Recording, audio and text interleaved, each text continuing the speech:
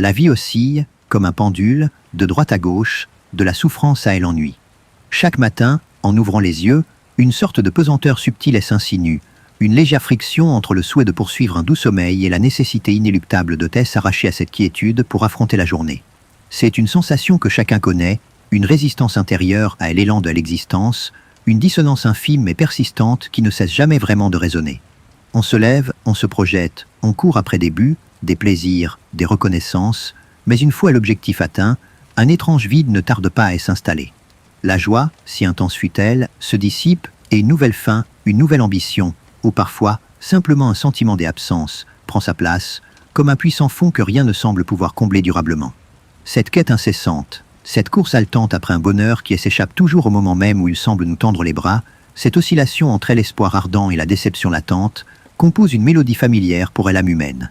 Nous nous imaginons que la solution réside dans l'acquisition de tel objet, dans l'obtention de telle relation, dans la réalisation de tels rêves, mais l'expérience nous enseigne, encore et encore, que le soulagement n'est que temporaire. Une nouvelle exigence surgit, un nouvel obstacle se dresse, ou pire encore, l'ennui profond s'installe, nous laissant face à nous-mêmes, face à cette vacuité que nous fuyons avec tant d'énergie. Il y a là une énigme, une sorte de piège existentiel dont les mailles semblent se resserrer à mesure que nous luttons pour nous en libérer. Bonjour, bienvenue sur Vibinspi, la chaîne où la philosophie devient une matière à penser et une manière de vivre plus lucidement. Aujourd'hui, on va plonger dans la pensée d'Arthur Schopenhauer, un philosophe qui a osé regarder cette énigme en face, sans scier, et qui nous propose une explication radicale, une vision qui, loin d'être une simple lamentation pessimiste, se révèle être une clé des interprétations puissantes pour comprendre cette insatisfaction fondamentale qui colore tant nos vies. Son œuvre n'est pas un simple constat morose, mais une tentative d'élucider la structure profonde de notre expérience vécue, de décortiquer les mécanismes intérieurs qui nous lient à cette condition, à cette souffrance que nous préférons souvent ignorer ou masquer derrière des illusions fugaces. Il ne s'agit pas de noircir le tableau, mais de l'éclairer avec une lucidité brutale, une franchise qui dérange, mais qui, paradoxalement, peut libérer. Schopenhauer, avec une clarté désarmante, soutient que notre existence même est fondamentalement tissée de souffrance, non pas comme une fatalité externe ou une punition, mais comme l'essence même de notre être, comme une condition intrinsèque à notre volonté de vivre. Il ne s'agit pas d'une simple malchance individuelle, ni d'un destin capricieux, mais d'une loi universelle qui régit chaque battement de cœur, chaque désir, chaque pensée. C'est une affirmation audacieuse, presque provocatrice, qui contredit la plupart de nos intuitions optimistes et de nos idéologies modernes axées sur le bonheur et la réussite. Pourtant, si nous osons regarder au-delà de nos propres défenses psychologiques, au-delà des récits que nous nous racontons pour rendre la vie supportable, cette idée commence à résonner avec une vérité sombre et familière, une vérité que l'on sent au fond de soi mais que l'on refuse d'articuler.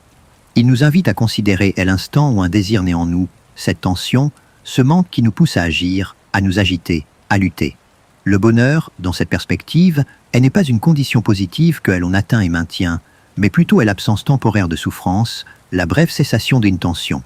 Imaginez la soif intense par une journée chaude, la douleur qu'elle engendre.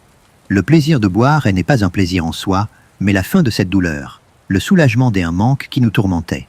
Et une fois la soif étanchée, que se passe-t-il? Un nouveau désir émerge, ou si aucun ne le remplace immédiatement, c'est l'ennui, ce vide lancinant, qui prend le relais, nous poussant à chercher une nouvelle occupation, une nouvelle distraction pour échapper à ce sentiment d'inutilité. Cette danse incessante entre la douleur du désir et l'ennui de la satiété est, selon lui, le rythme fondamental de notre existence, un rythme qui ne s'arrête jamais. Ce cycle, loin d'être une anomalie, est la norme, la condition même de toute vie consciente. Chaque individu, chaque espèce, est propulsé par une force aveugle et irrationnelle, que l'on nomme la volonté, une sorte d'élan vital primordial qui désire et cherche sans fin, sans but ultime, juste pour désirer et chercher. Cette volonté universelle se manifeste en nous comme nos propres désirs, nos aspirations, nos peurs. Nous ne sommes pas des agents libres au sens où nous pourrions choisir de ne pas vouloir, de ne pas désirer. Nous sommes ces marionnettes, poussées par des impulsions qui nous dépassent, nous conduisant inéluctablement d'une tentative de satisfaction à l'autre, sans jamais trouver de repos véritable. C'est une perspective qui nous arrache à notre illusion de maîtrise, nous confrontant à une vérité plus fondamentale, plus archaïque et plus déstabilisante. Alors, comment vivre avec cette prise de conscience? Comment naviguer dans un monde où la souffrance n'est pas une exception mais la règle, où le bonheur n'est qu'une parenthèse, un bref répit avant la prochaine vague de désir ou d'ennui? La pensée de Schopenhauer, loin de nous enfoncer dans le désespoir, nous offre en réalité un chemin vers une forme de sagesse et de libération. En comprenant la nature de cette volonté, en reconnaissant ses mécanismes et ses pièges, nous pouvons peut-être apprendre à nous en détacher, à regarder le spectacle de nos vies avec une distance nouvelle, une lucidité affranchie des illusions. C'est une invitation à une transformation intérieure profonde, une réévaluation radicale de ce que signifie être humain, et une quête pour trouver un sens au-delà des pulsions qui nous animent sans cesse. Nous avons tous connu ce sentiment étrange, cette espèce de vertige après avoir gravi une montagne, non pas une montagne littérale, mais une ambition de carrière, un projet de vie, la construction d'une famille. Pendant des années, l'énergie nous a portés, la motivation nous a nourris, chaque obstacle dépassé était une victoire, chaque pas en avant une promesse des accomplissements. Et puis, un jour, on arrive au sommet. Le panorama s'ouvre, les efforts sont récompensés, mais au lieu de l'extase durable que l'on avait imaginée, une forme de quiétude s'installe, parfois même une lassitude. L'objectif est atteint, et on se demande, presque malgré soi, et maintenant? Ce vide, cette chute de tension, elle n'est pas une défaillance personnelle, mais le murmure d'une vérité plus vaste que Schopenhauer, aperçue comme le cœur même de notre condition. Cette force aveugle dont il parlait, cette volonté qui nous pousse sans relâche, se manifeste justement dans cette impossibilité de trouver un repos définitif. Elle est le moteur incessant qui nous met en mouvement, non pas vers un but final de bonheur ou de plénitude, mais pour le mouvement lui-même. C'est une pulsion primaire, une soif inextinguible qui se déploie dans chaque être vivant. Imaginez la graine qui éclate, le bourgeon qui s'épanouit, l'animal qui chasse, l'homme qui bâtit et qui détruit. Dans chacune de ces actions, on peut y voir la volonté à l'œuvre, désirant et s'objectivant sans fin, sans raison ultime autre que sa propre manifestation. Nous sommes, d'une certaine manière, les instruments de cette force cosmique, nos désirs individuels n'étant que des reflets fragmentés de sa puissance infinie et insatiable. Cette volonté, selon les mots de Schopenhauer, ne connaît pas de satisfaction durable. Le plaisir n'est qu'une brève trêve, une pause entre deux douleurs, le temps que le désir se reforme ou que l'ennui prenne le dessus. C'est comme un homme qui, ayant soif, boit avidement, puis mange, puis cherche le sommeil, puis désire la compagnie, et ainsi de suite, sans jamais que son être profond ne soit comblé par ses satisfactions passagères. La vie se déroule dans cette oscillation constante, ce balancement perpétuel entre le manque, la tension, la brève satisfaction et la réapparition inévitable d'un nouveau manque ou de la vacuité de tel ennui. C'est un cercle infernal dont on ne peut s'échapper par la simple accumulation de plaisir, car chaque plaisir n'est que l'apaisement d'une souffrance et non une joie en soi. Pensez à l'amour romantique, cette quête passionnée d'une fusion avec l'autre, d'une harmonie parfaite qui semble promettre une fin à toutes nos solitudes et à toutes nos peines. Nous nous lançons dans ces relations avec une intensité folle, portée par l'espoir que l'autre comblera ce vide en nous. Mais Schopenhauer nous met en garde, cette attraction n'est pas tant un appel à l'amour spirituel qu'une ruse de la volonté elle-même, une impulsion aveugle pour la reproduction, pour la perpétuation de l'espèce. Une fois le désir biologique satisfait, une fois la nouveauté évanouie, la déception peut souvent s'installer, la routine étouffer la flamme, et les défauts de tel autre, autrefois invisibles, apparaissent avec une clarté désagréable. Le sentiment que quelque chose manque encore, que la plénitude espérée n'est pas au rendez-vous, réapparaît insidieusement, démontrant que même dans l'union la plus intime, la volonté trouve toujours un moyen de se réaffirmer dans son insatiabilité. Il en va de même pour la recherche de richesse et de pouvoir. Nous nous imaginons que la fortune nous apportera la sécurité, la liberté, la capacité de réaliser tous nos rêves.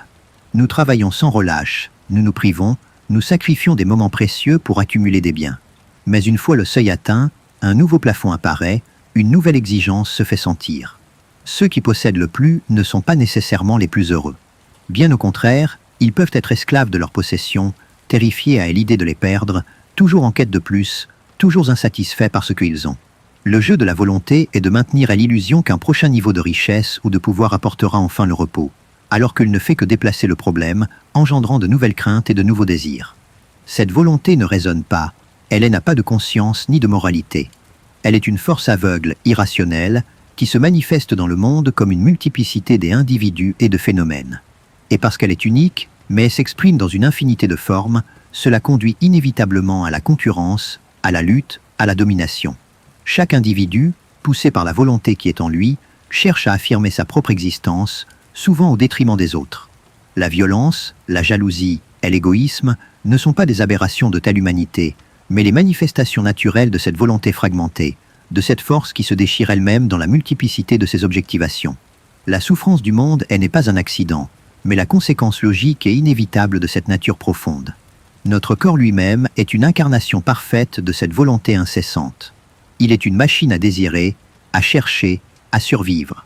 Il lutte contre la faim, la soif, le froid, la maladie. Chaque cellule est active pour maintenir l'équilibre, pour réparer ce qui est endommagé, pour repousser la mort. Mais ce processus est une lutte constante, une suite ininterrompue de petites et grandes souffrances. De la douleur d'une coupure à la maladie chronique, notre corps est le théâtre de cette bataille incessante.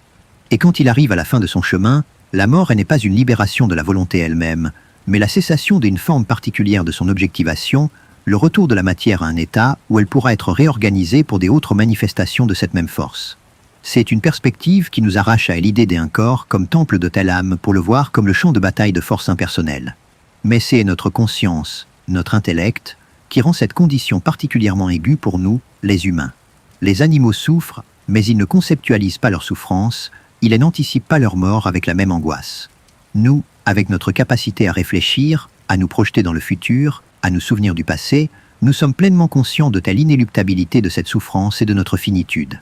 Nous sommes, comme le soulignait Schopenhauer, des animaux métaphysiques, c'est accent grave dire que nous sommes les seuls à nous poser la question du pourquoi de notre existence, à chercher un sens là où la volonté n'en propose aucun. Cette lucidité est à la fois notre plus grande capacité et notre plus grande malédiction, car elle nous contraint à contempler l'absurde de notre quête incessante. Alors, si la vie est ce tissage complexe de désirs insatiables et de souffrances inévitables, si la volonté est cette force implacable qui nous manipule, comment peut-on échapper à son emprise? Existe-t-il une voie, un art de vivre qui nous permettrait de briser le cycle, ou du moins d'en adoucir la morsure, de trouver une forme de paix au milieu de ce tourbillon incessant? Nous avons tous connu ce sentiment étrange, cette espèce de vertige après avoir gravi une montagne, non pas une montagne littérale, mais une ambition de carrière, un projet de vie, la construction d'une famille. Pendant des années, l'énergie nous a portés, la motivation nous a nourris, chaque obstacle dépassé était une victoire, chaque pas en avant une promesse d'accomplissements. Et puis, un jour, on arrive au sommet. Le panorama s'ouvre, les efforts sont récompensés, mais au lieu de l'extase durable que l'on avait imaginée, une forme de quiétude s'installe, parfois même une lassitude. L'objectif est atteint, et on se demande, presque malgré soi, et maintenant?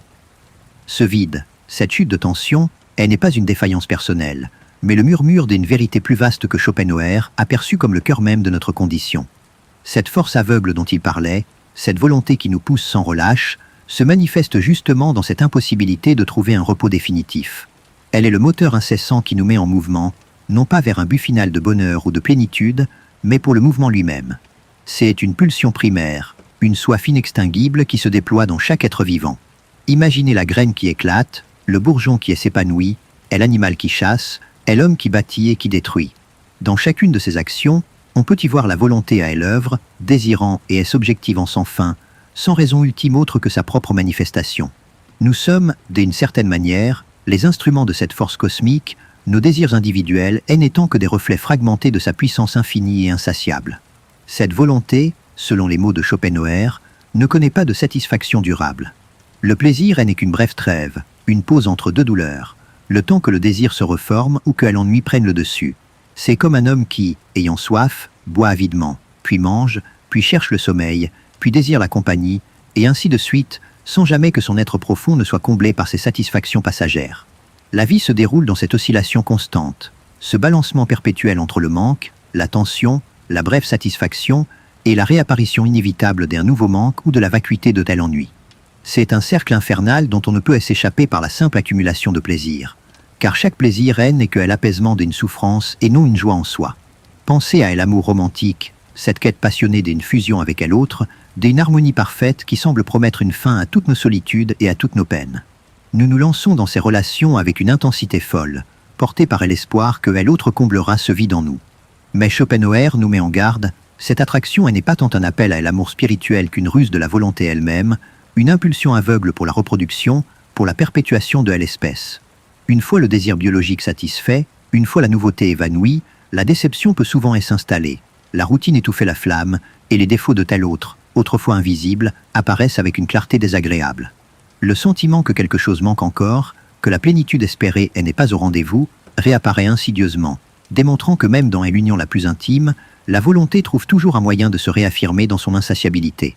Il en va de même pour la recherche de richesse et de pouvoir. Nous nous imaginons que la fortune nous apportera la sécurité, la liberté, la capacité de réaliser tous nos rêves.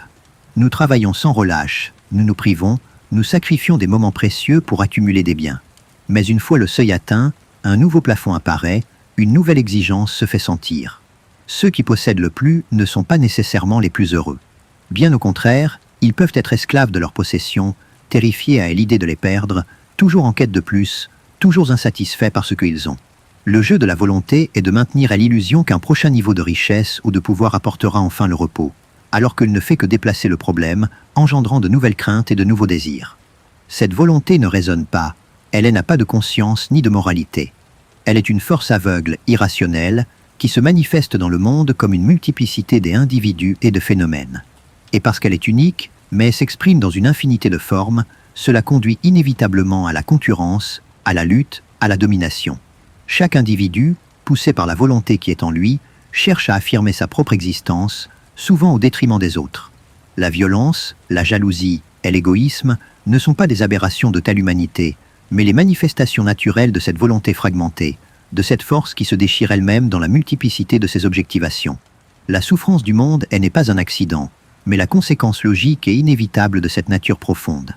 Notre corps lui-même est une incarnation parfaite de cette volonté incessante. Il est une machine à désirer, à chercher, à survivre. Il lutte contre la faim, la soif, le froid, la maladie. Chaque cellule s'active pour maintenir l'équilibre, pour réparer ce qui est endommagé, pour repousser la mort. Mais ce processus est une lutte constante, une suite ininterrompue de petites et grandes souffrances. De la douleur d'une coupure à la maladie chronique, notre corps est le théâtre de cette bataille incessante. Et quand il arrive à la fin de son chemin, la mort n'est pas une libération de la volonté elle-même, mais la cessation d'une forme particulière de son objectivation, le retour de la matière à un état où elle pourra être réorganisée pour des autres manifestations de cette même force. C'est une perspective qui nous arrache à l'idée d'un corps comme temple de telle âme pour le voir comme le champ de bataille de force impersonnelle. Mais c'est notre conscience, notre intellect, qui rend cette condition particulièrement aiguë pour nous, les humains. Les animaux souffrent, mais ils ne conceptualisent pas leur souffrance, ils n'anticipent pas leur mort avec la même angoisse. Nous, avec notre capacité à réfléchir, à nous projeter dans le futur, à nous souvenir du passé, nous sommes pleinement conscients de telle inéluctabilité de cette souffrance et de notre finitude. Nous sommes, comme le soulignait Schopenhauer, des animaux métaphysiques, c'est accent grave dire que nous sommes les seuls à nous poser la question du pourquoi de notre existence, à chercher un sens là où la volonté n'en propose aucun. Cette lucidité est à la fois notre plus grande capacité et notre plus grande malédiction, car elle nous contraint à contempler l'absurde de notre quête incessante.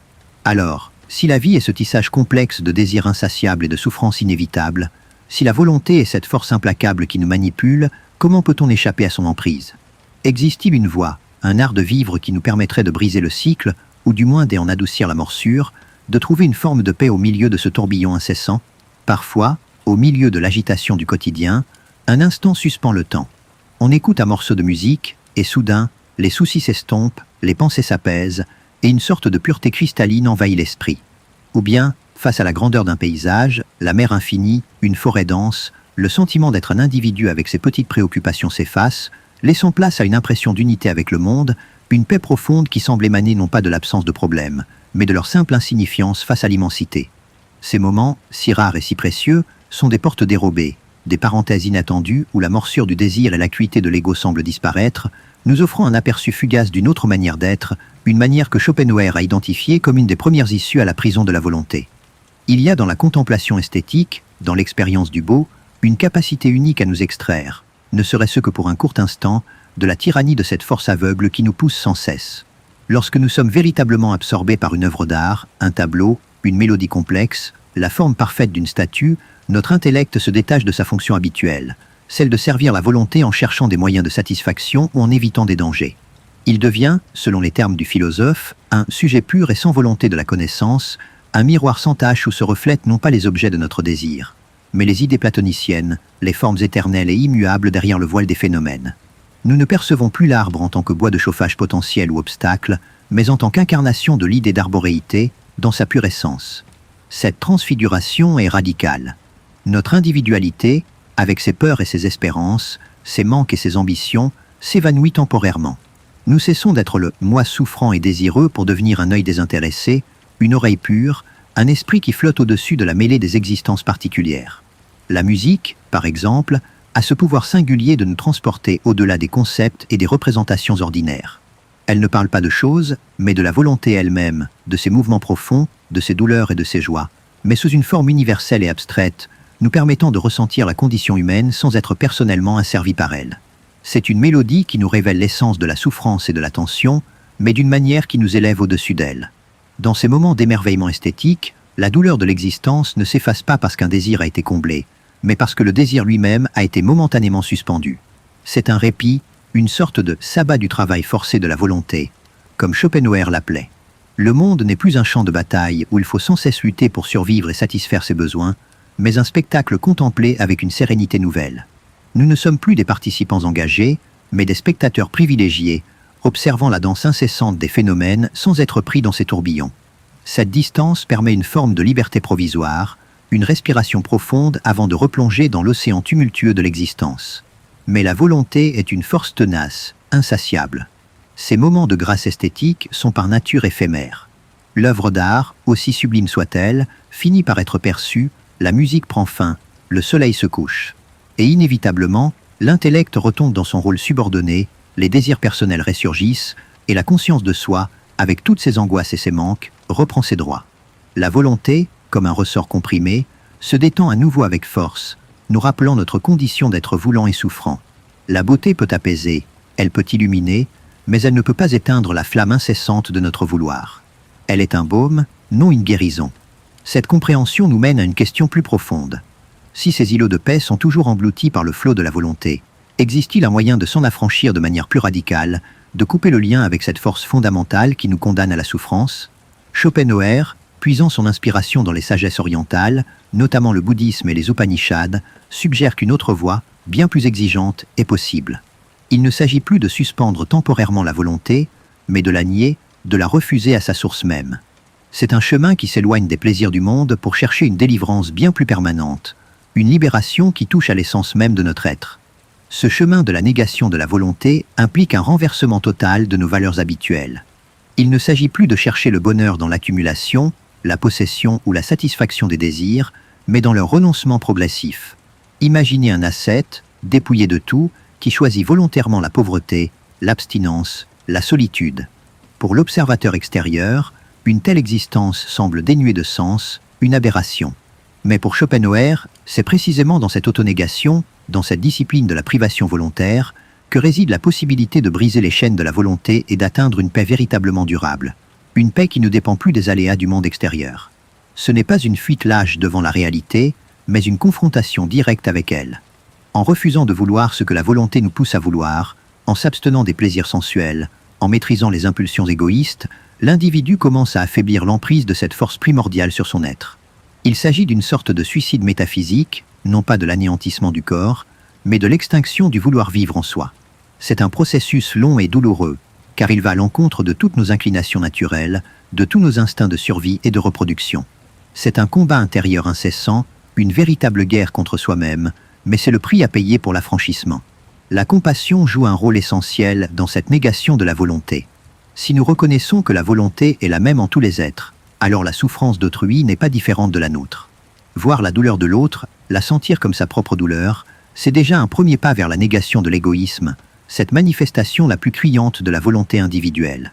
C'est comprendre que le « je » et le « tu » sont des illusions, des distinctions superficielles de la même essence. L'acte de compassion n'est pas une faiblesse, mais une force, une brèche dans le mur de l'individualité que la volonté a érigée. Il nous unit à la souffrance universelle, mais en même temps, il nous en détache en transcendant notre égoïsme. Cette voie mène à une quiétude profonde, une ataraxie, qui, selon Schopenhauer, est bien supérieure à tout plaisir éphémère. C'est la cessation de l'agitation, la fin de la course après des illusions. C'est la lumière de l'ascèse qui perce les ténèbres du désir. L'individu qui parvient à un tel état n'est plus tourmenté par les contingences du monde, car il a renoncé à y trouver son propre épanouissement. Il a compris que la véritable liberté ne réside pas dans la satisfaction des désirs, mais dans leur extinction. C'est une forme de mort avant la mort, une manière de se retirer de la ronde incessante de la volonté avant que la nature ne nous y contraigne par la dissolution du corps. C'est un silence intérieur qui se fait, un apaisement qui se diffuse, mais un silence qui a un coût existentiel immense, un choix radical qui met en question tout ce que la société nous enseigne sur le bonheur et la réussite. On se souvient tous de ces périodes où, face à une insatisfaction tenace, nous avons cru qu'un grand changement dans notre vie nous délivrerait. Peut-être une nouvelle ville, un autre emploi, un partenaire différent, une passion inattendue. Nous mettons toute notre énergie dans cette transformation, convaincus que le nouveau décor apportera la paix intérieure tant désirée. Et pendant un temps, l'excitation de la nouveauté masque le fond. Mais bien souvent, après la lune de miel des premières semaines ou des premiers mois, le même sentiment d'incomplétude, la même agitation sourde, refait surface, subtilement d'abord, puis avec une acuité désarmante. Nous découvrons, souvent avec amertume, que le problème n'était pas tant dans les circonstances extérieures que dans une disposition intérieure qui nous suit partout. Cette persistance de l'agitation, malgré nos tentatives de la fuir, est précisément le signe de la volonté en action, de cette force qui, comme le disait Schopenhauer, ne peut jamais être pleinement satisfaite par les objets du monde. La véritable liberté, alors, ne résiderait pas dans la capacité à obtenir ce que l'on désire, mais dans la capacité à cesser de désirer. C'est un renversement radical de perspective, une invitation à regarder le monde non plus comme un catalogue de possibilités à saisir pour notre bonheur, mais comme un spectacle où nos propres désirs sont les acteurs principaux de notre propre drame, une pièce que nous pouvons choisir, en partie, de ne plus jouer. La négation de la volonté n'est pas une simple résignation passive ou un renoncement amer. C'est un acte de puissance intellectuelle et morale, une révolte intérieure contre l'impulsion aveugle qui nous gouverne. Cela commence par une reconnaissance lucide de la nature illusoire des plaisirs et des bonheurs du monde. Chaque fois que nous nous laissons emporter par une ambition, une envie, une colère, nous renforçons l'emprise de la volonté sur nous. En revanche, chaque fois que nous observons ces pulsions sans nous y identifier, que nous refusons de les alimenter par nos actions, un espace de liberté s'ouvre, comme une brèche dans la forteresse de l'ego. La compassion, dans cette optique, devient un instrument essentiel de cette libération. Lorsque nous reconnaissons la même volonté souffrante en chaque être, lorsque la douleur d'un inconnu nous touche aussi profondément que la nôtre, l'illusion de notre individualité absolue se fissure. L'égoïsme, ce puissant moteur de la volonté qui nous pousse à nous affirmer au détriment des autres, commence à s'estomper. Nous cessons de voir l'autre comme un moyen ou un obstacle, mais comme un reflet de notre propre essence, un compagnon dans le même voyage douloureux. C'est une extension de soi qui, paradoxalement, dissout les frontières du moi, nous libérant de son poids. Ce chemin de détachement mène à une paix qui n'est pas la joie exubérante que la société nous vend, mais une quiétude profonde, une absence de trouble. L'individu qui a commencé à nier la volonté ne court plus après les chimères du bonheur extérieur. Il ne craint plus la perte, car il ne s'attache plus. Il ne recherche plus la reconnaissance, car son estime ne dépend plus du regard des autres. C'est une sérénité qui se nourrit de l'intérieur, indépendante des aléas du destin, une forteresse inexpugnable contre les tempêtes du monde. Il n'est plus le jouet des circonstances, mais le maître de son monde intérieur, ayant coupé les ficelles de la marionnette. Ce n'est pas pour autant une vie d'apathie ou d'indifférence. Bien au contraire. Le détachement de la volonté permet une perception plus claire, plus objective de la réalité. Libre des filtres déformants du désir et de la peur, l'intellect peut percevoir les choses telles qu'elles sont, sans les colorer de nos projections personnelles. C'est une sorte de sagesse tranquille, une compréhension profonde de la vanité de l'agitation humaine, qui n'empêche pas l'action mais la rend plus désintéressée, plus pure. On agit par devoir, par compassion, non par espoir de récompense ou par crainte de punition. Considérez l'exemple d'un artiste ou d'un savant entièrement absorbé par son travail, non pas pour la gloire ou le profit, mais par pur amour de la vérité ou de la beauté.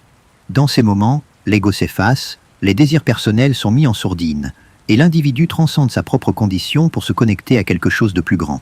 Cette immersion totale, ce dévouement désintéressé, est une forme d'évasion momentanée de la volonté, un aperçu de ce que pourrait être une existence affranchie. Pour Schopenhauer, ces instants privilégiés ne sont pas des exceptions, mais des preuves que la négation est possible, même si elle n'est que partielle ou temporaire pour la plupart. La douleur elle-même, loin d'être un simple mal à éviter, devient une voie de connaissance. C'est souvent dans l'expérience de la souffrance la plus aiguë que nous sommes forcés de regarder au-delà des illusions, de questionner le sens de notre existence, de déconstruire nos attachements. La maladie, la perte, le deuil peuvent être des maîtres impitoyables mais efficaces, arrachant le voile de notre contentement superficiel et nous confrontant à la nature éphémère de toute chose. Comme le soulignait Sénèque, l'adversité est une école pour la sagesse, un chemin vers une compréhension plus profonde de la nature des choses. Le chemin de la sainteté, pour Schopenhauer, ne se trouve pas dans les dogmes ou les rituels, mais dans cette extinction progressive de la volonté. Le saint est celui qui, ayant vu au travers du voile de l'illusion, ayant reconnu la souffrance universelle comme l'essence du vouloir vivre, tourne le dos au plaisir du monde pour embrasser une vie de renoncement.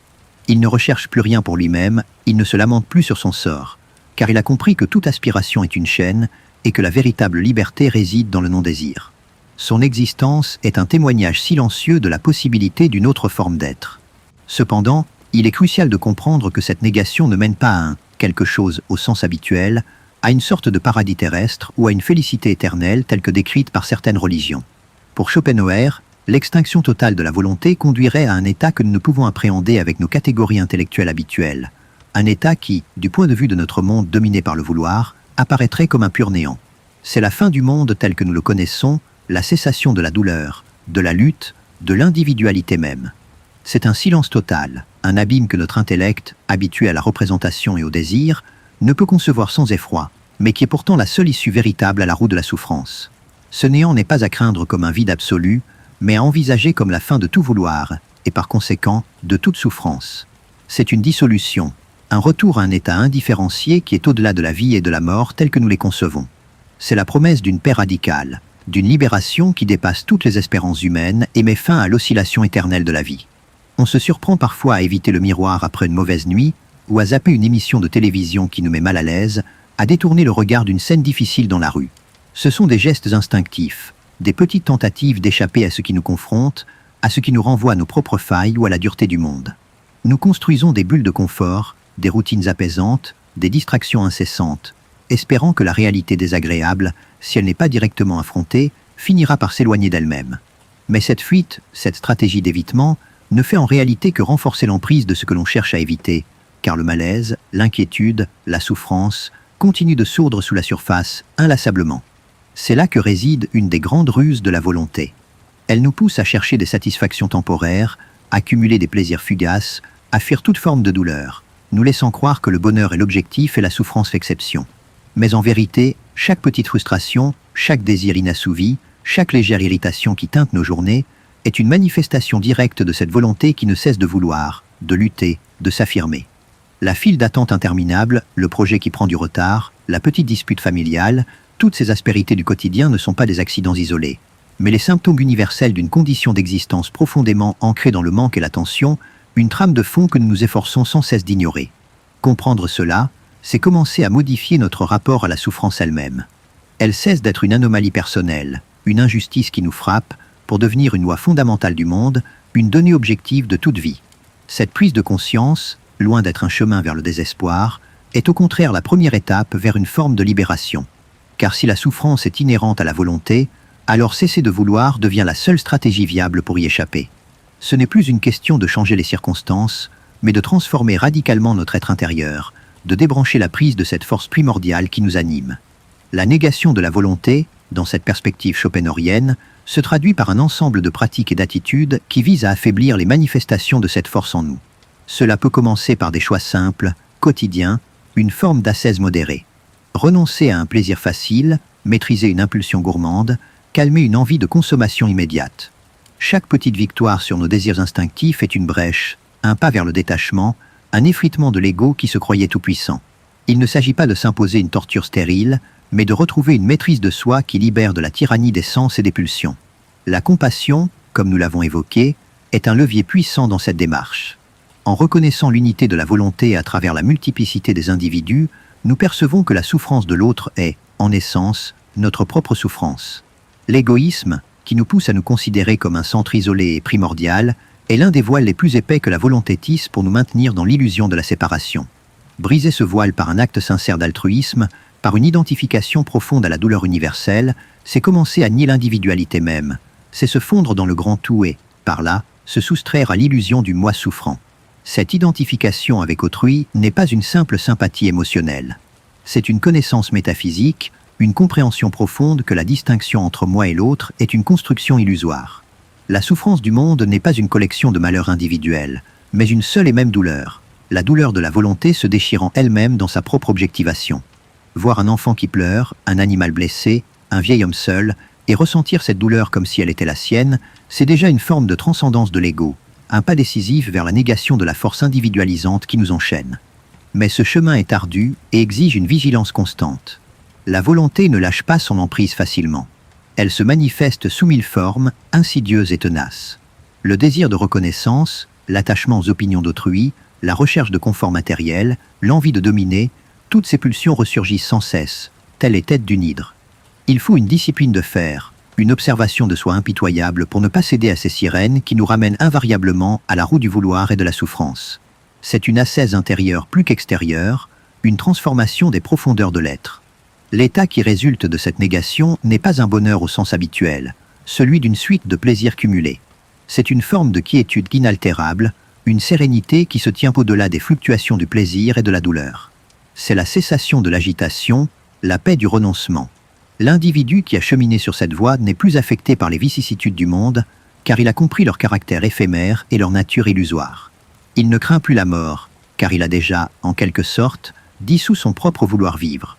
Cette paix est un silence intérieur, un apaisement qui se diffuse, non pas une absence de tout, mais l'absence de tout ce qui tourmente. Pour le commun des mortels, cette issue ultime, cette dissolution de la volonté et l'accès à ce que Schopenhauer appelle le néant, est terrifiante. Notre intellect, étant lui-même un instrument de la volonté, ne peut concevoir une existence sans vouloir, sans désir, sans représentation.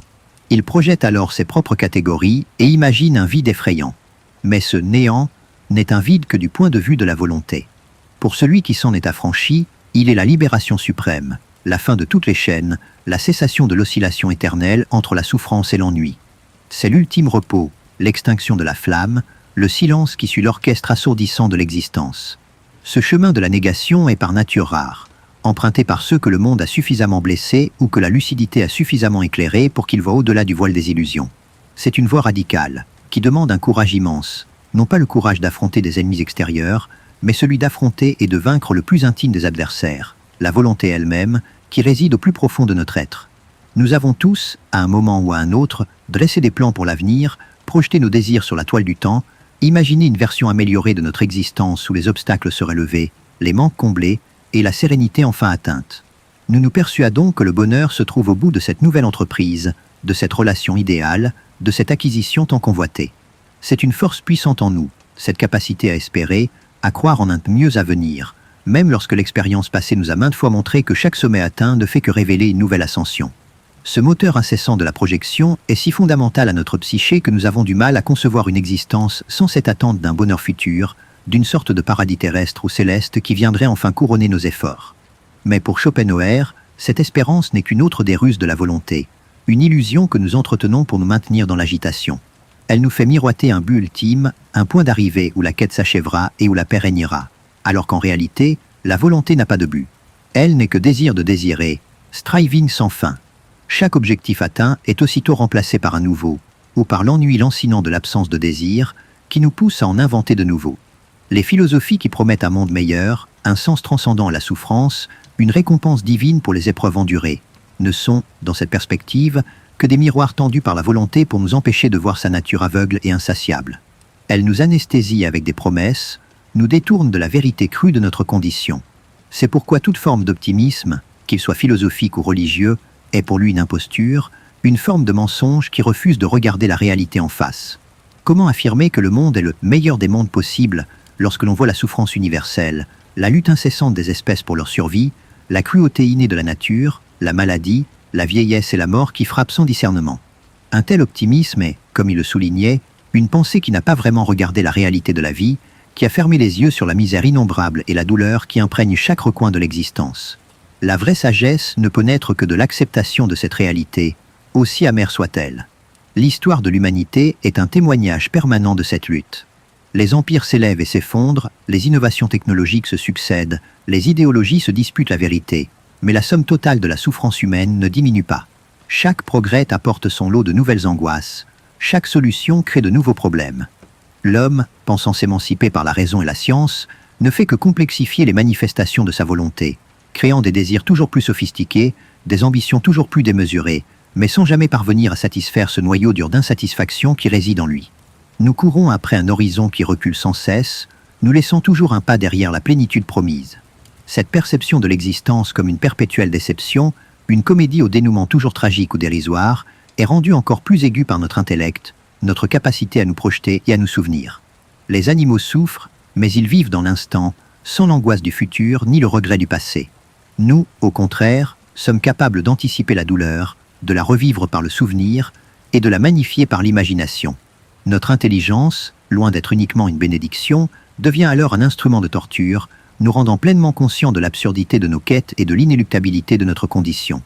Elle nous force à porter le fardeau de la conscience, à être les seuls êtres à nous demander pourquoi nous existons.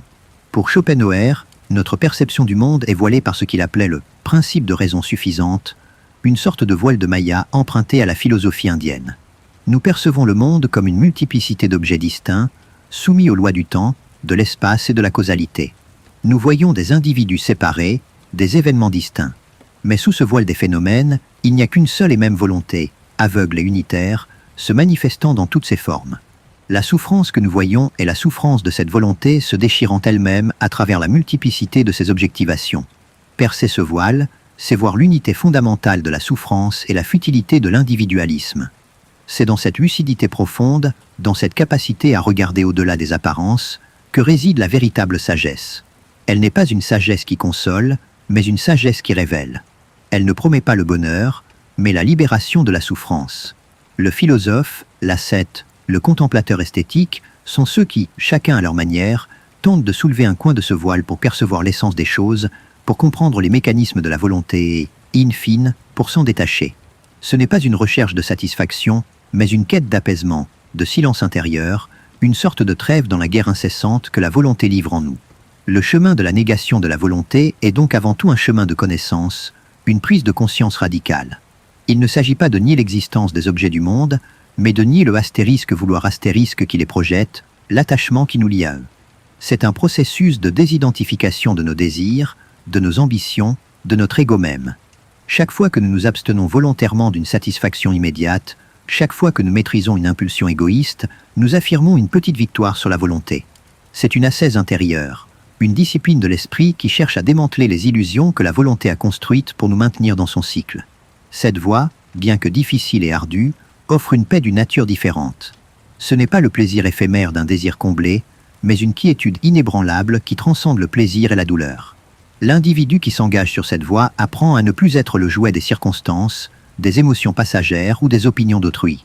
Il acquiert une indépendance radicale, une liberté intérieure qui le place au-dessus de la mêlée des passions humaines. Il ne cherche plus à modifier le monde extérieur, mais à transformer son propre rapport au monde, à dissoudre les chaînes invisibles qui le relient à la souffrance universelle. Le rôle de la compassion, dans cette perspective, est central et transformateur. En réalisant que la volonté est la même en chaque être, la souffrance d'autrui devient notre propre souffrance. Cette identification universelle brise l'illusion de l'ego séparé et nous révèle l'unité fondamentale de tout ce qui souffre. Agir par compassion n'est pas une simple vertu morale, c'est un acte métaphysique, une brèche dans le mur de l'individualité que la volonté a érigée. C'est un pas vers la reconnaissance que le « je » et le « tu » ne sont que des manifestations illusoires d'une même essence. Cette sagesse ultime, cette cessation du vouloir vivre, peut sembler effrayante à l'intellect qui ne peut concevoir une existence sans désir ni représentation. Il perçoit cette fin comme un néant. Mais ce néant, pour Schopenhauer, n'est un vide que du point de vue de la volonté. Pour celui qui s'en est affranchi, il est la libération suprême, la fin de toutes les chaînes, la cessation de l'oscillation éternelle entre la souffrance et l'ennui. C'est le silence après le bruit, le repos après l'épuisement de la quête, une paix qui est la seule véritable issue à la condition humaine. C'est un choix radical, une audace de l'esprit qui ne craint pas de regarder l'abîme et d'y trouver, non pas la peur, mais la fin de toute crainte. Il y a des matins où, malgré la clarté du jour, une mélancolie inexplicable nous étreint, une sorte de voile gris sur l'esprit que rien de concret ne semble justifier. On a pourtant tout pour être heureux, dit-on. Un toit, de quoi manger, des êtres chers. Et pourtant, la tristesse persiste, une lassitude qui n'a pas de nom, une sensation de lourdeur qui alourdit chaque pas.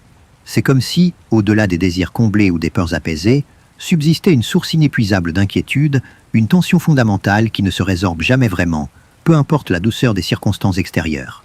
Cette persistance du mal-être, même dans l'absence apparente de cause, est pour Schopenhauer le signe le plus clair de la volonté à l'œuvre, se manifestant au-delà de ses objectivations particulières, comme la note de fond constante de toute existence. Nous nous leurrons souvent en pensant que la souffrance est une simple réaction à des événements négatifs. On souffre parce qu'on perd un être cher, parce qu'on échoue, parce qu'on est malade. Mais Schopenhauer nous invite à regarder plus profondément, à voir que ces événements ne sont pas l'astérisque cause astérisque de la souffrance, mais seulement les astérisques déclencheurs astérisques qui révèlent la souffrance inhérente à notre être. Comme un verre d'eau déjà plein, chaque nouvelle goutte, chaque nouvelle difficulté, fait déborder le contenant, mais ce n'est pas la goutte elle-même qui a rempli le verre. La volonté, dans sa nature même, est un manque, une tension, une aspiration sans fin, et c'est cette tension fondamentale qui est la source inextinguible de toute douleur. Alors, la tâche de celui qui cherche la paix n'est pas de changer le monde extérieur, ni même d'éviter les coups du sort, mais de s'attaquer à cette volonté en soi, à cette force obscure qui nous pousse à désirer et à souffrir. Ce n'est pas une quête de bonheur au sens commun, mais une aspiration à la cessation, à la tranquillité radicale. L'expérience de la beauté, les moments de contemplation artistique dont nous parlions, sont des répits précieux parce qu'ils suspendent provisoirement cette volonté, nous offrant un aperçu de ce que pourrait être une existence affranchie. Mais ce ne sont que des aperçus, des lumières fugitives dans les ténèbres. La véritable voie de libération est bien plus exigeante. Elle est un combat acharné contre soi-même. Il s'agit d'une ascèse, non pas pour plaire à une divinité ou pour gagner une récompense future, mais pour briser l'emprise de la volonté en chaque instant. Cela signifie refuser le plaisir lorsqu'il se présente, maîtriser les désirs charnels, renoncer à l'avidité, à l'orgueil, à la jalousie. Chaque renoncement est un acte de négation de cette force aveugle qui nous anime, un coup porté à la tyrannie de l'ego qui se croyait le centre du monde. C'est un processus douloureux, car il va à l'encontre de nos instincts les plus profonds, de notre nature même. Imaginez un courant impétueux. La plupart des gens se laissent porter par lui, ou essaient de nager dans son sens pour atteindre des rives illusoires. L'ascète, lui, décide de nager à contre-courant, non pas pour aller quelque part, mais pour échapper à l'emprise du courant lui-même, pour se hisser hors de l'eau tumultueuse. C'est un effort constant, une lutte de chaque instant, car la volonté est puissante et ses tentations innombrables. Elle se manifeste sous des formes subtiles, se camoufle derrière des justifications morales ou intellectuelles pour nous faire revenir à la quête, à l'attachement, à l'agitation. La solitude devient alors une alliée précieuse pour celui qui s'engage sur ce chemin. Loin des sollicitations du monde, des désirs qu'il suscite, des comparaisons et des rivalités qu'il engendre, l'esprit peut plus facilement se tourner vers l'intérieur, observer ses propres mécanismes, débusquer les manifestations de la volonté en lui. C'est une discipline de l'introspection, une vigilance constante pour ne pas se laisser entraîner par les pensées, les émotions, les impulsions qui sont toutes des expressions de ce vouloir vivre incessant. Le silence extérieur favorise le silence intérieur, permettant à l'individu de percevoir la source profonde de son agitation. Et pourtant, même dans la solitude la plus profonde, la volonté trouve le moyen de se manifester. La peur, l'ennui, les pensées obsessionnelles, les regrets du passé, les angoisses du futur, sont autant de formes sous lesquelles cette force universelle continue de nous tourmenter. L'ascèse n'est donc pas une simple fuite du monde, mais une confrontation directe avec les aspects les plus intimes et les plus tenaces de la volonté en soi. Le combat n'est jamais terminé tant qu'une étincelle de vouloir persiste. C'est une œuvre de longue haleine, souvent ingrate, car le monde ne la comprend pas, et l'individu lui-même est sans cesse tenté de baisser les bras. La compassion, comme nous le voyons, est le point de rupture, le moment où l'individu transcende son propre égoïsme. En sentant la douleur d'autrui comme la sienne, il comprend que la distinction entre « moi » et « toi » est une illusion du monde des phénomènes, une construction de la volonté.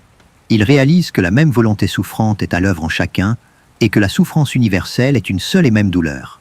Cet acte de connaissance métaphysique n'est pas une simple émotion, mais une prise de conscience qui dissout les frontières de l'individualité et ouvre la voie à une forme de détachement radical de l'ego. Cette compréhension de l'unité de la volonté dans tous les êtres pousse le sage à l'altruisme désintéressé, à l'action sans attente de récompense. Il ne s'agit pas de faire le bien pour son propre salut ou pour une reconnaissance, mais parce qu'il n'y a plus de véritable distinction entre soi et autrui.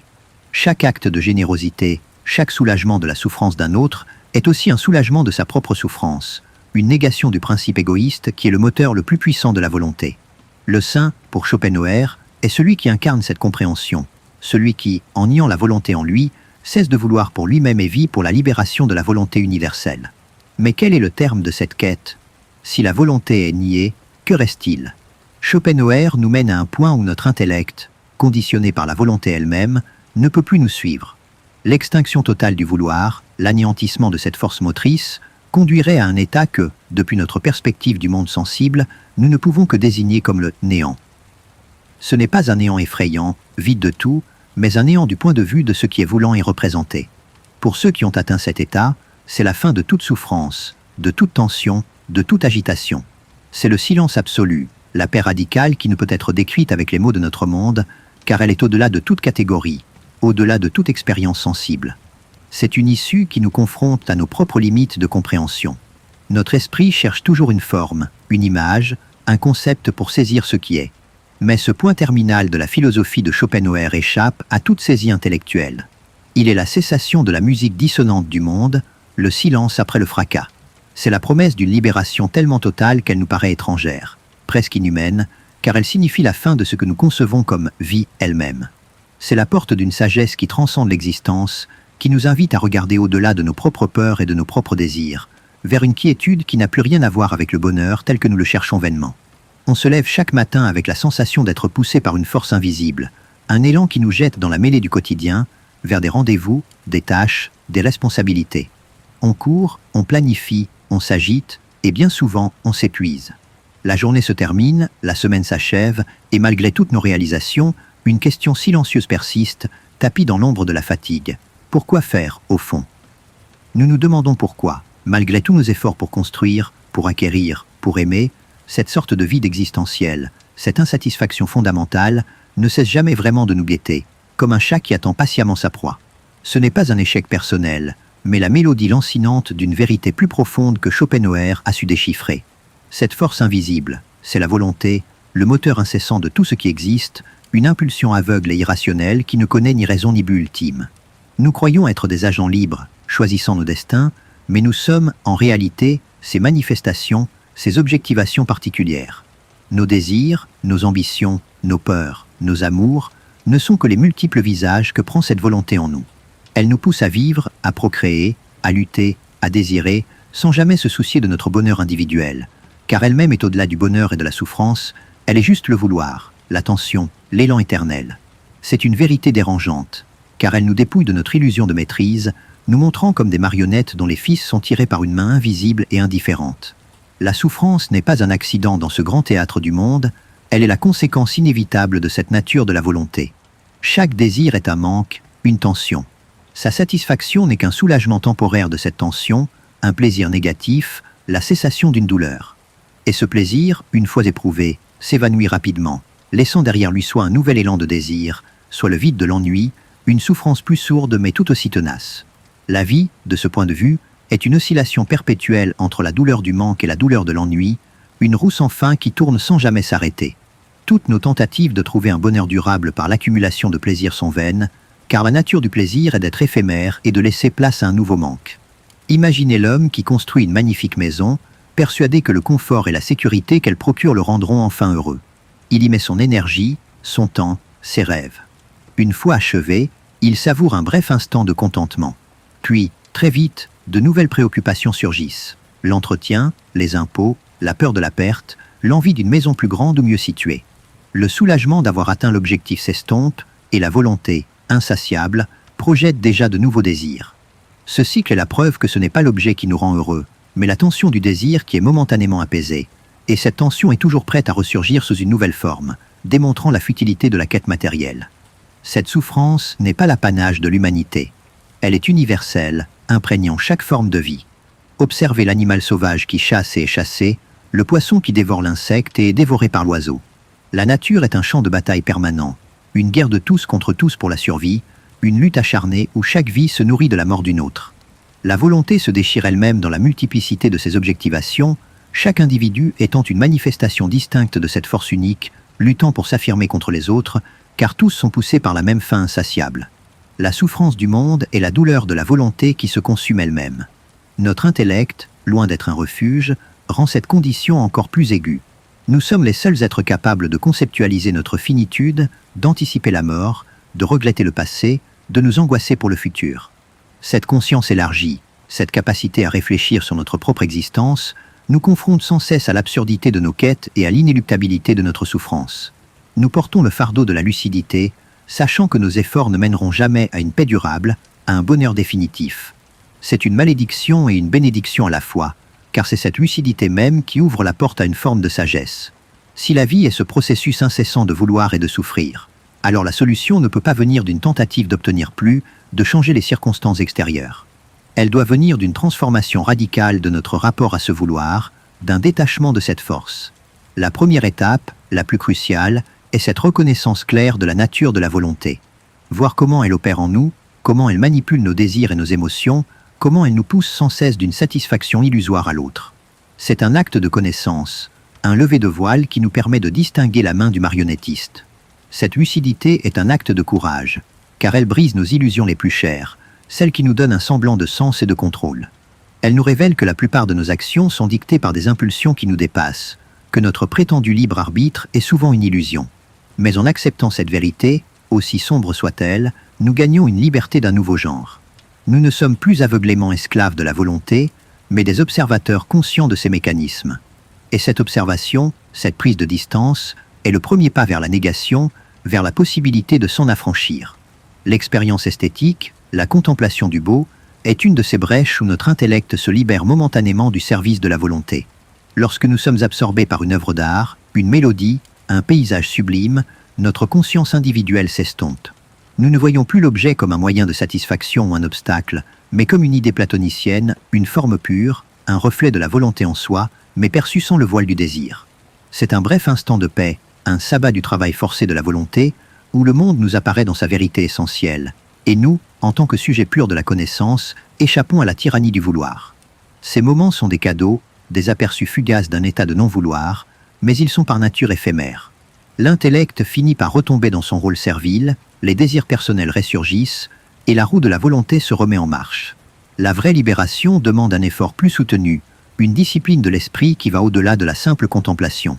Elle exige une négation active et continue de la volonté en soi, une volonté de ne pas vouloir, de briser les chaînes de l'attachement à la vie elle-même. C'est un chemin ascétique, une renonciation progressive au plaisir, au désir, aux ambitions, aux illusions qui nous maintiennent dans la souffrance. La compassion est un autre puissant levier dans cette négation. En reconnaissant la même volonté souffrante en chaque être, l'égoïsme, ce puissant moteur de l'individualité, commence à se dissoudre. La distinction entre « moi » et « toi » apparaît comme une illusion, et la souffrance d'autrui devient notre propre souffrance. Agir avec compassion, c'est transcender l'égoïsme, c'est affaiblir les manifestations de la volonté en nous. Ce n'est pas une simple vertu morale, c'est un acte métaphysique qui nous unit à la souffrance universelle, et paradoxalement, nous en libère en même temps en nous détachant de notre « moi » individuel. Ce chemin mène à une paix qui n'est pas le bonheur ordinaire, mais une quiétude profonde, une ataraxie, qui se tient au-delà des oscillations de la joie et de la douleur. C'est la cessation de l'agitation, la fin de la course effrénée après des chimères. L'individu qui s'est engagé dans cette voie n'est plus le jouet des circonstances, car il a coupé les liens qui le rattachaient au monde du vouloir. Il a compris la vanité de toutes les aspirations et trouvé une liberté intérieure qui ne dépend de rien d'extérieur. C'est une sagesse rare, difficile à atteindre, mais elle est la seule véritable échappatoire à la prison de la volonté. Mais le point ultime de cette négation est un mystère qui échappe à notre compréhension habituelle. Si la volonté est totalement éteinte, si le vouloir vivre est annihilé, que reste-t-il? Pour Schopenhauer, du point de vue de notre monde dominé par la volonté, cela apparaîtrait comme un néant, un vide absolu. Mais ce néant n'est qu'une illusion de notre intellect, incapable de concevoir une existence sans désir ni représentation. C'est en réalité la cessation de toute souffrance, la fin de toutes les chaînes, l'ultime repos, le silence après le bruit incessant du monde. C'est la promesse d'une libération radicale, qui transcende la vie et la mort telles que nous les appréhendons, et offre une paix éternelle au-delà de toute compréhension. Il arrive que l'on se trouve face à un choix simple mais difficile, comme celui de résister à une tentation passagère, d'ignorer la faim qui tiraille avant un repas sain, ou de s'imposer la discipline d'une tâche ardue alors que la facilité nous appelle. C'est une petite guerre intérieure, un bras de fer entre une impulsion immédiate, presque animale, et une intention plus réfléchie, plus profonde. Ces micro-résistances, si elles passent souvent inaperçues dans le grand déroulement de nos vies, sont en réalité les champs de bataille où se joue une confrontation essentielle, celle entre notre volonté individuelle, ce désir tenace de satisfaction, et la possibilité d'une autre voie, une voie de maîtrise et de détachement que Schopenhauer nous invite à emprunter, pas pour un gain futur, mais pour une libération immédiate. Ces instants où nous parvenons à maîtriser une pulsion, à refuser une gratification facile, sont bien plus que de simples actes de vertu personnelle. Ils sont, dans la perspective du philosophe, de petites victoires sur la volonté elle-même, cette force aveugle et insatiable qui nous pousse sans cesse à désirer, à posséder, à jouir. Chaque renoncement volontaire, chaque privation acceptée, chaque moment où l'on choisit la discipline plutôt que l'abandon, est un effritement de son emprise, une fissure dans la forteresse de l'ego qui se croyait le centre du monde et l'unique moteur de nos actions. C'est un pas, modeste mais significatif, vers le détachement de la prison du vouloir. La volonté, cependant, ne cède pas facilement. Elle est insidieuse, multiforme. Elle se cache derrière nos aspirations les plus nobles, nos amours les plus profonds, nos quêtes de vérité et de beauté, pour finalement toujours nous ramener à l'agitation, au manque, à la souffrance. Le désir de reconnaissance, l'attachement aux opinions d'autrui, la recherche de confort matériel, l'envie de dominer, toutes ces pulsions ressurgissent sans cesse, telles les têtes d'une hydre. Il faut une vigilance constante, une observation de soi impitoyable pour ne pas céder à ces sirènes qui nous ramènent invariablement à la roue du vouloir et de la souffrance. C'est une ascèse intérieure plus qu'extérieure, une transformation des profondeurs de l'être, une révolution silencieuse. Notre corps lui-même, loin d'être un simple véhicule, est la manifestation la plus directe et la plus palpable de cette volonté. Il est une machine à désirer, à chercher, à survivre.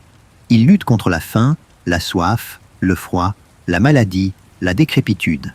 Chaque cellule s'active pour maintenir l'équilibre, pour réparer ce qui est endommagé, pour repousser la mort. Et dans cette lutte incessante, il souffre. La douleur physique, loin d'être un simple désagrément à éviter, devient ainsi un professeur impitoyable. Elle nous rappelle la fragilité de notre existence, l'impermanence de toute chose et la vanité de nos attachements. Elle nous arrache à l'illusion du contrôle et nous confronte à la volonté brute, sans phare. Face à la maladie chronique, par exemple, l'individu est souvent forcé de renoncer à des plaisirs, à des activités, à des ambitions. Cette privation involontaire, si elle est acceptée avec une lucidité accrue, peut devenir une voie d'accès à la sagesse. En apprenant à vivre avec la douleur, à ne plus la fuir aveuglément, on découvre qu'il est possible de s'en détacher psychologiquement, de ne plus s'y identifier. La souffrance du corps devient une occasion de voir la volonté à l'œuvre dans sa forme la plus primitive, et cette observation peut être le début d'un détachement, une compréhension que le corps n'est qu'un instrument, et non l'essence de notre être. Cette acceptation, presque paradoxale, ouvre à une forme de quiétude inattendue. La compassion, dans ce contexte, prend une dimension métaphysique profonde. Lorsque nous reconnaissons que la même volonté aveugle et souffrante est à l'œuvre en chaque être, que la distinction entre « moi » et « toi » est une illusion du monde des phénomènes, l'égoïsme commence à se dissoudre. La douleur d'un animal blessé, la détresse d'un étranger, résonne alors en nous comme notre propre douleur, non par simple empathie émotionnelle, mais par une compréhension fondamentale de l'unité de la souffrance. Agir par compassion, soulager la peine d'autrui, n'est pas seulement une vertu morale, c'est un acte de négation de l'individualité, une brèche dans le mur de l'ego que la volonté a érigé. C'est en quelque sorte, comme le soulignait Bouddha, se libérer soi-même en cherchant la libération de tous les êtres.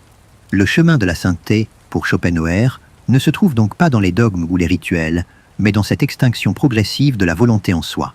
Le saint est celui qui, ayant vu au travers du voile de l'illusion, ayant reconnu la souffrance universelle comme l'essence du vouloir vivre, tourne le dos au plaisir et au désir du monde pour embrasser une vie de renoncement. Il ne recherche plus rien pour lui-même, il ne se lamente plus sur son sort, car il a compris que toute aspiration est une chaîne et que la véritable liberté réside dans le non-désir. Son existence est un témoignage silencieux de la possibilité d'une autre forme d'être, une sorte de victoire vivante sur la force implacable de l'existence. Cette vie de renoncement mène à une quiétude d'une nature particulière, une ataraxie qui est bien supérieure à tout plaisir éphémère. Ce n'est pas la joie exubérante, l'euphorie, mais une paix inaltérable, un silence intérieur qui se tient au-delà des fluctuations du plaisir et de la douleur. L'individu qui parvient à un tel état n'est plus tourmenté par les contingences du monde, car il a renoncé à y trouver son propre épanouissement. Il a compris que la véritable liberté ne réside pas dans la satisfaction des désirs, mais dans leur extinction. C'est une forme de mort avant la mort, une manière de se retirer de la ronde incessante de la volonté avant que la nature ne nous y contraigne par la dissolution du corps. C'est un silence qui se fait, un apaisement qui se diffuse, non une absence de tout, mais l'absence de tout ce qui tourmente, un vide fécond. Le point ultime de cette négation est ce que Schopenhauer nomme le néant. Ce mot, qui peut faire frissonner notre intellect habitué à la représentation et au désir, ne doit pas être compris comme un vide absolu, une annihilation effrayante. C'est un néant uniquement du point de vue de la volonté, pour laquelle une existence sans désir, sans objet, sans représentation, est inconcevable. Pour celui qui a réussi à s'affranchir de son emprise, il est la libération suprême, la fin de toutes les chaînes, la cessation de l'oscillation éternelle entre la souffrance et l'ennui. C'est un silence total, une paix radicale qui ne peut être décrite avec les mots de notre monde, car elle est au-delà de toute catégorie, au-delà de toute expérience sensible, le grand calme après la tempête incessante de l'existence. Cette perspective nous invite à reconsidérer non seulement la nature de notre bonheur, mais aussi la signification de notre existence même. Elle nous pousse à questionner la valeur de la poursuite incessante des plaisirs, des ambitions, des attachements qui nous semblent si essentiels. Schopenhauer nous offre une carte pour naviguer dans l'océan de la souffrance, non pas en cherchant une île de félicité, mais en nous montrant comment éteindre le moteur du navire lui-même pour enfin trouver le repos dans l'immobilité. C'est une vision qui, bien que sombre en apparence, ouvre la voie à une forme de sagesse et de liberté inattendue, une lucidité qui n'a pas peur de regarder l'abîme et d'y trouver, non pas la peur, mais la fin de toute crainte. Chacun d'entre nous a probablement rêvé, à un moment ou à l'autre, d'un succès éclatant. Ce diplôme attendu, cette promotion convoitée, l'achèvement d'un projet qui nous tenait à cœur. Nous nous investissons corps et âme, imaginant que l'atteinte de ce but sera le point culminant de nos efforts, l'apothéose d'une quête où le bonheur régnera enfin en maître. Et puis, le jour J arrive. La cérémonie, les félicitations, l'euphorie passagère. Mais très vite, parfois dès le lendemain, une étrange sensation s'installe. Ce n'est pas de la tristesse, pas vraiment de la déception, mais une sorte de vide, comme si la montagne que l'on venait de gravir n'était qu'une colline, et que derrière elle s'étendait une plaine infinie, son nouveau sommet à l'horizon. C'est l'un des pièges les plus subtils de l'existence, un mécanisme que Schopenhauer a démasqué avec une clarté impitoyable. Ce sentiment de vacuité après l'accomplissement n'est pas une défaillance de notre part, mais le modus operandi de la volonté elle-même. Cette force primordiale ne nous pousse pas vers un bonheur positif et durable, mais nous manipule en nous faisant croire que la prochaine satisfaction, le prochain succès, la prochaine acquisition sera enfin celle qui comblera le manque. La volonté, en effet, n'a pas de but final. Elle est une soif inextinguible qui ne cherche qu'à se manifester, à se reproduire. Le plaisir n'est jamais qu'une pause négative dans la souffrance, une brève cessation d'une tension, qui est aussitôt suivie par la réactivation d'un nouveau désir ou l'installation de l'ennui, cette souffrance sourde et rampante qui naît de l'absence de désir. Notre intellect, pourtant si fier de sa raison, est en réalité le serviteur de cette volonté, inventant sans cesse de nouvelles raisons de vouloir, de nouvelles justifications à notre agitation incessante. Considérez l'exemple de l'homme amoureux. Il s'imagine que la fusion avec l'être aimé apportera une plénitude éternelle. Schopenhauer nous explique que cette force d'attraction n'est pas une simple inclination romantique, mais une ruse de la volonté de l'espèce. C'est l'impulsion biologique de la reproduction qui se drape des atours du sentiment amoureux pour assurer sa perpétuation. Une fois le but génétique atteint, une fois la nouveauté évanouie, l'illusion se dissipe souvent, laissant place à la désillusion, à la routine, à la reconnaissance des défauts de l'autre ou à l'émergence de nouveaux désirs insatisfaits. L'amour, dans cette perspective crue, n'est qu'un autre instrument de la volonté pour nous maintenir dans son cycle, nous promettant un paradis qui ne s'atteint jamais vraiment, car sa raison d'être n'est pas le bonheur individuel, mais la perpétuation de la vie elle-même. Cette nature trompeuse de la volonté est aussi visible dans la quête de connaissance. Nous nous lançons dans l'étude, l'exploration scientifique, la recherche philosophique, avec l'espoir de trouver des réponses définitives, de percer les mystères de l'existence. Et chaque découverte, chaque nouvelle théorie, apporte son lot d'enthousiasme, de satisfaction intellectuelle. Mais aussitôt, de nouvelles questions surgissent, de nouvelles énigmes se présentent. La volonté, sous sa forme intellectuelle, nous pousse à comprendre, à conceptualiser. Mais cette quête de la vérité est elle-même sans fin, car la volonté n'a pas de vérité ultime à nous offrir, seulement un processus ininterrompu de questionnement. Le savoir, comme toute autre aspiration, ne fait que déplacer le problème, transformant une ignorance en une autre, une souffrance en une curiosité insatiable. La vie de l'individu est ainsi une suite de tentatives pour combler un vide qui ne peut l'être. Nous accumulons des possessions, des expériences, des relations, dans l'espoir que la quantité finira par se transformer en qualité, que l'addition de satisfactions ponctuelles aboutira à un état de plénitude. Mais l'expérience nous montre l'inverse. Plus nous possédons, plus nous craignons de perdre. Plus nous vivons d'expérience, plus l'ennui ou l'insatisfaction risque de s'installer lorsque la nouveauté s'estompe. Cette course effrénée est la preuve de l'insatiabilité fondamentale de la volonté, qui ne cesse de vouloir, même lorsque tous les besoins apparents sont comblés. Elle nous pousse toujours plus loin, nous laissant toujours un pas derrière le bonheur promis. Les illusions collectives, les idéologies politiques ou sociales qui promettent un monde meilleur, une utopie future où la souffrance serait éradiquée, ne sont, pour Schopenhauer, que d'autres manifestations de cette ruse de la volonté. Elles nourrissent l'espoir, mobilisent les énergies, mais elles ne font que déplacer la forme de la souffrance sans l'éliminer. Chaque révolution qui promet le paradis se termine souvent dans de nouvelles oppressions, de nouvelles déceptions, de nouvelles formes de lutte. La volonté ne peut être vaincue sur le terrain social ou politique, car elle est la force même qui anime ces mouvements, les poussant à se manifester dans des conflits et des revendications toujours renouvelées, sans jamais parvenir à une véritable harmonie. C'est pourquoi toute forme d'optimisme est une erreur fondamentale.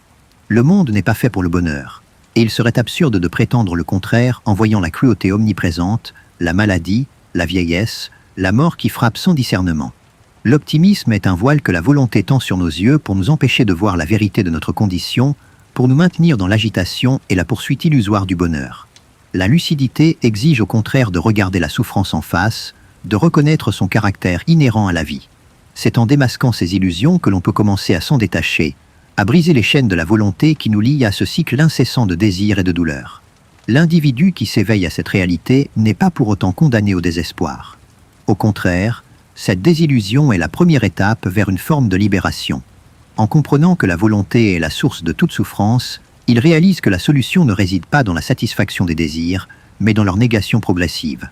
C'est un renversement radical de perspective, une invitation à cesser de vouloir ce que la volonté nous pousse à vouloir, à se soustraire à son emprise par un acte de conscience et de discipline intérieure. Il s'agit de reprendre le contrôle non pas sur le monde extérieur, mais sur son propre vouloir.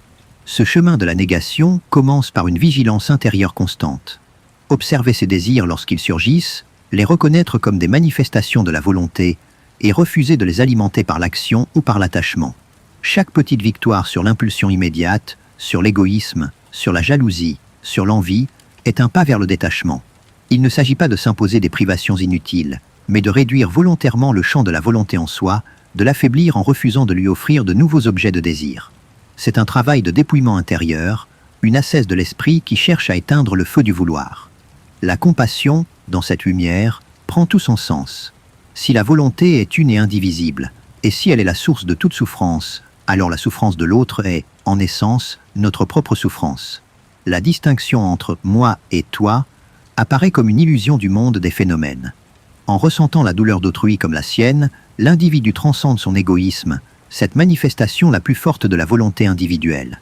Agir par compassion, c'est briser le mur de l'individualité, c'est nier la volonté dans sa forme la plus primitive, c'est œuvrer non pas pour son propre salut égoïste, mais pour la libération de la volonté universelle elle-même. C'est une forme de connaissance métaphysique qui mène à l'action désintéressée. La paix qui découle de cette négation n'est pas le bonheur bruyant et éphémère que le monde nous promet. C'est une quiétude profonde, une ataraxie, qui se tient au-delà du plaisir et de la douleur, une absence de trouble, un silence intérieur. L'individu qui s'est engagé sur cette voie n'est plus le jouet des circonstances, car il a coupé les fils qui le rattachaient au spectacle incessant du vouloir. Il a compris la vanité de toutes les aspirations et trouvé une liberté intérieure qui ne dépend de rien d'extérieur, une sérénité inébranlable au milieu des tempêtes du monde. C'est une sagesse rare, difficile à atteindre, mais elle est la seule véritable échappatoire à la prison de la volonté. Et au-delà de cette paix, il y a le néant, cet aboutissement ultime que notre intellect a du mal à appréhender.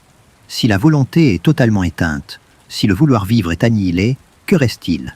Schopenhauer nous dit que, du point de vue de notre monde, cela apparaîtrait comme un vide absolu. Mais ce néant n'est un vide que pour celui qui est encore prisonnier de la volonté, incapable de concevoir une existence sans désir ni représentation.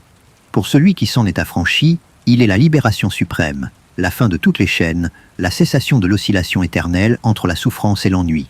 C'est un silence total, une paix radicale qui ne peut être décrite avec les mots de notre monde, car elle est au-delà de toute catégorie, au-delà de toute expérience sensible, le grand calme après le fracas incessant de l'existence. Pensez à ces moments où un événement inattendu, une déception majeure, un deuil, vient briser le cours tranquille de notre existence. Tout ce que l'on tenait pour acquis s'écroule, les repères s'effacent, et l'on se retrouve face à un vide, une douleur brute qui semble nous arracher à toutes nos illusions. Dans ces instants de vulnérabilité extrême, les plaisirs futiles perdent de leur attrait, les ambitions matérielles paraissent dérisoires, et les préoccupations quotidiennes s'estompent. Une clarté douloureuse s'installe, nous forçant à regarder la vie sous un jour nouveau, à questionner le sens profond de notre agitation. Cette épreuve, aussi cruelle soit-elle, peut paradoxalement devenir une porte, un catalyseur pour une prise de conscience que Schopenhauer a identifiée comme essentielle à la compréhension de la souffrance. La volonté, dans sa nature aveugle et insatiable, ne se soucie pas de notre bonheur individuel. Elle nous pousse à vivre, à désirer, à lutter, et dans ce processus incessant, la souffrance est inévitable. Chaque événement douloureux n'est pas une exception, une anomalie, mais une manifestation directe de cette volonté qui se déchire elle-même dans la multiplicité de ses objectivations. La maladie, la vieillesse, la mort ne sont pas des accidents malheureux, mais les conclusions logiques et universelles de toute vie animée par cette force. Elles nous rappellent, avec une brutalité salutaire, l'impermanence de toute chose et la vanité de nos attachements. Elles sont les voix de la volonté nous rappelant la vanité de son propre jeu. Notre intellect, notre capacité à raisonner, à nous projeter, à nous souvenir, rend cette condition particulièrement aiguë pour nous. Les animaux souffrent, mais ils ne conceptualisent pas leur souffrance, ils n'anticipent pas leur fin.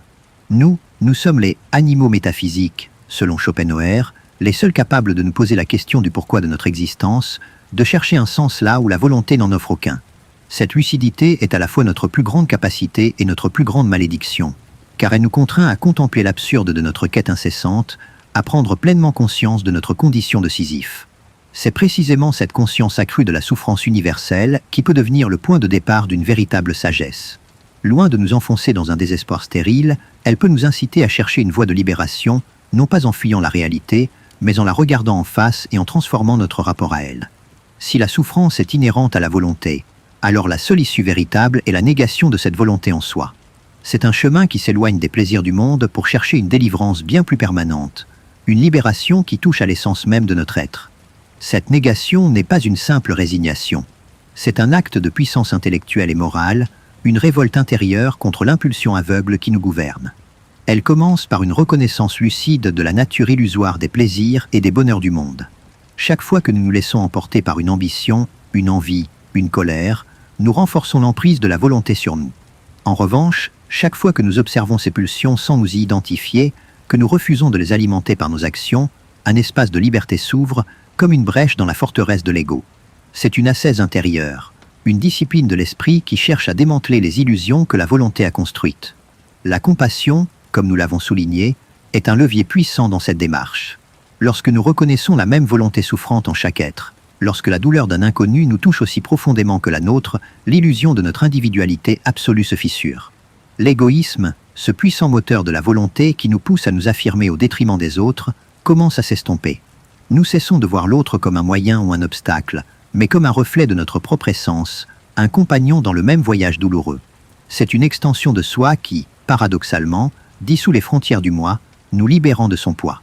Cette voie de détachement mène à une paix qui n'est pas la joie exubérante que la société nous vend, mais une quiétude profonde, une absence de trouble. L'individu qui a commencé à nier la volonté ne court plus après les chimères du bonheur extérieur. Il ne craint plus la perte, car il ne s'attache plus. Il ne recherche plus la reconnaissance, car son estime ne dépend plus du regard des autres. C'est une sérénité qui se nourrit de l'intérieur, indépendante des aléas du destin, une forteresse inexpugnable contre les tempêtes du monde. Il n'est plus le jouet des circonstances, mais le maître de son monde intérieur, ayant coupé les ficelles de la marionnette. Ce n'est pas une vie d'apathie ou d'indifférence. Bien au contraire. Le détachement de la volonté permet une perception plus claire, plus objective de la réalité. Libre des filtres déformants du désir et de la peur, l'intellect peut percevoir les choses telles qu'elles sont, sans les colorer de nos projections personnelles. C'est une sorte de sagesse tranquille, une compréhension profonde de la vanité de l'agitation humaine, qui n'empêche pas l'action mais la rend plus désintéressée, plus pure. On agit par devoir, par compassion, non par espoir de récompense ou par crainte de punition, mais par une compréhension intrinsèque de l'unité de toute vie. La vie du saint, selon Schopenhauer, est l'incarnation même de cette négation de la volonté. Cet individu renonce volontairement au plaisir du monde, aux richesses, au pouvoir, à la gloire, non par ascétisme aveugle, mais parce qu'il a vu au-delà des illusions. Il a compris que la véritable liberté réside dans le non-vouloir, dans l'extinction des désirs. Sa vie est un témoignage silencieux de la possibilité de s'affranchir de la roue de la souffrance. Il ne cherche plus rien pour lui-même, il ne se lamente plus sur son sort, car il a embrassé une quiétude qui dépasse toutes les aspirations mondaines. C'est une forme de mort avant la mort, une manière de se retirer de la ronde incessante de la volonté avant que la nature ne nous y contraigne. Le point culminant de cette négation est ce que Schopenhauer, avec des mots empruntés à la philosophie orientale, appelle le néant. Ce terme, qui peut nous effrayer, ne doit pas être compris comme une annihilation terrifiante ou un vide absolu. C'est un néant uniquement du point de vue de la volonté, de notre intellect qui, étant lui-même un instrument du vouloir, ne peut concevoir une existence sans désir, sans objet, sans représentation. Mais pour celui qui s'est affranchi de son emprise, ce néant est la libération suprême, la fin de toutes les chaînes, la cessation de l'oscillation éternelle entre la souffrance et l'ennui. C'est un silence total, une paix radicale qui ne peut être décrite avec les mots de notre monde, car elle est au-delà de toute catégorie, au-delà de toute expérience sensible, le grand calme après le fracas incessant de l'existence. Cette compréhension finale est une invitation à reconsidérer non seulement notre quête du bonheur, mais aussi notre rapport à la souffrance. Elle nous pousse à questionner la valeur de la poursuite incessante des plaisirs, des ambitions, des attachements qui nous semblent si essentiels. Schopenhauer nous offre une carte pour naviguer dans l'océan de la souffrance, non pas en cherchant une île de félicité, mais en nous montrant comment éteindre le moteur du navire lui-même pour enfin trouver le repos dans l'immobilité. C'est une vision qui, bien que sombre en apparence, ouvre la voie à une forme de sagesse et de liberté inattendue, une lucidité qui n'a pas peur de regarder l'abîme et d'y trouver, non pas la peur, mais la fin de toute crainte, une quiétude inaltérable. On a tous un souvenir d'enfant, peut-être celui d'un cadeau longuement désiré, d'une fête attendue avec impatience. Pendant des jours, des semaines, l'imagination s'emballe, la joie future semble palpable, presque plus intense que le présent. Et puis, le moment arrive. Le papier cadeau est déchiré, l'objet révélé, les rires fusent. Un instant de pur bonheur, léger et insouciant. Mais que reste-t-il de cette exubérance le lendemain ou la semaine d'après? Une douce nostalgie, peut-être, mais aussi et surtout une sensation que l'intensité s'est éteinte, que la magie a disparu. Un nouveau désir ne tarde pas à naître, une autre attente se profile. Ce cycle, cette fugacité inéluctable de la joie, n'est pas une simple loi de la nature, mais le miroir de notre condition profonde, tel que Schopenhauer l'a inlassablement décrit. Il nous faut cesser de nous illusionner sur la nature du bonheur. Ce que nous appelons bonheur, cette sensation de plénitude et de satisfaction, n'est jamais, selon le philosophe, qu'un état négatif. C'est la brève cessation d'une souffrance, l'apaisement d'un manque, la disparition momentanée d'un désir qui nous tourmentait. Pensez à l'homme affamé. Le plaisir de manger n'est pas une jouissance en soi, mais la fin douloureuse de la faim. Une fois le ventre plein, ce bonheur s'évanouit, et si aucun autre désir ne surgit pour prendre le relais, c'est l'ennui, cette vacuité lancinante, qui s'installe, nous poussant à chercher une nouvelle occupation, une nouvelle distraction pour fuir ce vide. La vie est une oscillation perpétuelle, un pendule qui ne cesse jamais de balancer entre la souffrance du manque et la souffrance de l'ennui, sans jamais trouver de point de repos durable.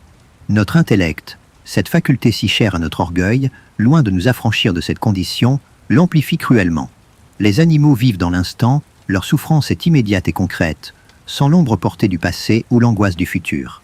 Nous, en revanche, nous sommes dotés d'une mémoire qui nous permet de revivre les douleurs passées et d'une imagination qui nous pousse à anticiper les souffrances à venir. La simple attente d'un événement redouté peut être plus douloureuse que l'événement lui-même. Notre capacité à projeter, à nous soucier, à nous angoisser, multiplie nos chaînes et intensifie la conscience de notre infortune. C'est le fardeau de la conscience qui nous rend pleinement sensibles à l'absurdité de nos quêtes.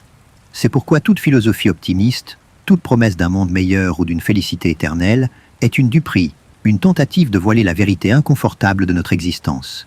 Comment croire en un monde fait pour le bonheur quand il est le théâtre d'une lutte incessante, d'une cruauté omniprésente, où chaque vie se nourrit de la mort d'une autre, où la maladie, la vieillesse et la mort frappent sans discernement?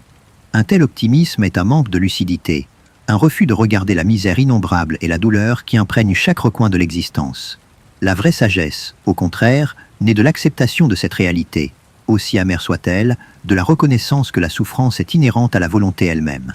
La volonté est cette force aveugle et irrationnelle qui nous pousse à vivre, à désirer, à nous reproduire, sans fin ni but ultime. Nous sommes ces marionnettes, et nos désirs individuels ne sont que les manifestations fragmentées de cette force cosmique insatiable. La souffrance est le prix de cette volonté, la rançon de cette aspiration constante à l'existence. Chaque individu, chaque espèce, est jeté dans cette mêlée sans fin, luttant pour s'affirmer contre les autres, car tous sont animés par la même volonté, se déchirant elle-même à travers la multiplicité de ses objectivations.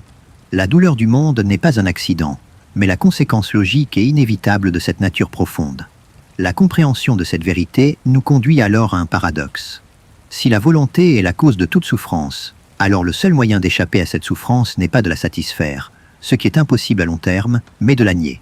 Il s'agit de ne plus vouloir ce que la volonté nous pousse à vouloir, de se soustraire à son emprise par un acte de conscience et de discipline intérieure.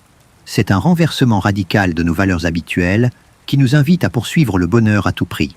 C'est un chemin ascétique, une renonciation progressive au plaisir, aux désirs, aux ambitions, aux illusions qui nous maintiennent dans la roue de la souffrance. Ce chemin de la négation n'est pas une fuite du monde, mais une confrontation directe avec soi-même, avec les aspects les plus intimes et les plus tenaces de la volonté en nous. Il exige une vigilance constante, une observation impitoyable de nos propres pulsions, de nos attachements, de nos peurs. Chaque petite victoire sur l'impulsion immédiate, sur l'égoïsme, sur la jalousie, sur l'envie, est un pas vers le détachement, un affaiblissement de l'emprise de la volonté sur notre être. C'est une ascèse intérieure, une discipline de l'esprit qui cherche à démanteler les illusions que la volonté a construites pour nous maintenir dans son cycle incessant. La compassion, dans cette lumière, prend une dimension métaphysique profonde. en reconnaissant que la même volonté aveugle et souffrante est à l'œuvre en chaque être, que la distinction entre « moi » et « toi » est une illusion du monde des phénomènes, l'égoïsme commence à se dissoudre. La douleur d'un animal blessé, la détresse d'un étranger, résonne alors en nous comme notre propre douleur, non par simple empathie émotionnelle, mais par une compréhension fondamentale de l'unité de la souffrance. Agir par compassion, soulager la peine d'autrui, n'est pas seulement une vertu morale, c'est un acte de négation de l'individualité, une brèche dans le mur de l'ego que la volonté a érigé. C'est en quelque sorte, comme le soulignaient les sages orientaux, se libérer soi-même en cherchant la libération de tous les êtres. Le rôle de l'artiste, du contemplatif, est alors de nous offrir des aperçus de cet état de non-vouloir. Dans l'expérience esthétique, lorsque nous sommes absorbés par la beauté d'une œuvre ou d'un paysage, notre intellect se libère momentanément du service de la volonté. Nous ne voyons plus l'objet comme un moyen de satisfaction, mais comme une idée platonicienne, une forme pure, un reflet de la volonté en soi, mais perçu sans le voile du désir. C'est un bref instant de paix, un sabbat du travail forcé de la volonté, où le monde nous apparaît dans sa vérité essentielle, et nous, en tant que sujet pur de la connaissance, échappons à la tyrannie du vouloir. Mais ces moments sont éphémères. La vraie libération demande un effort plus soutenu, une discipline de l'esprit qui va au-delà de la simple contemplation. Elle exige une négation active des contenus de la volonté en soi, une volonté de ne pas vouloir. Cette voie mène à une quiétude qui n'est pas le bonheur ordinaire, mais une paix inaltérable, un silence intérieur qui se tient au-delà des fluctuations du plaisir et de la douleur. L'individu qui s'est engagé dans cette voie n'est plus le jouet des circonstances, car il a coupé les liens qui le rattachaient au monde du vouloir. Il a compris la vanité de toutes les aspirations et trouvé une liberté intérieure qui ne dépend de rien d'extérieur. Le point ultime de cette négation est ce que Schopenhauer nomme le néant. Ce mot, qui peut faire frissonner notre intellect habitué à la représentation et au désir, ne doit pas être compris comme un vide absolu, une annihilation effrayante. C'est un néant uniquement du point de vue de la volonté, pour laquelle une existence sans désir, sans objet, sans représentation, est inconcevable.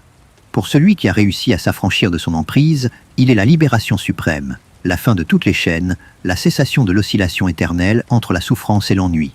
C'est un silence total, une paix radicale qui ne peut être décrite avec les mots de notre monde, car elle est au-delà de toute catégorie, au-delà de toute expérience sensible, le grand calme après le fracas incessant de l'existence. Nous passons une grande partie de nos vies à être ailleurs que là où nous sommes vraiment.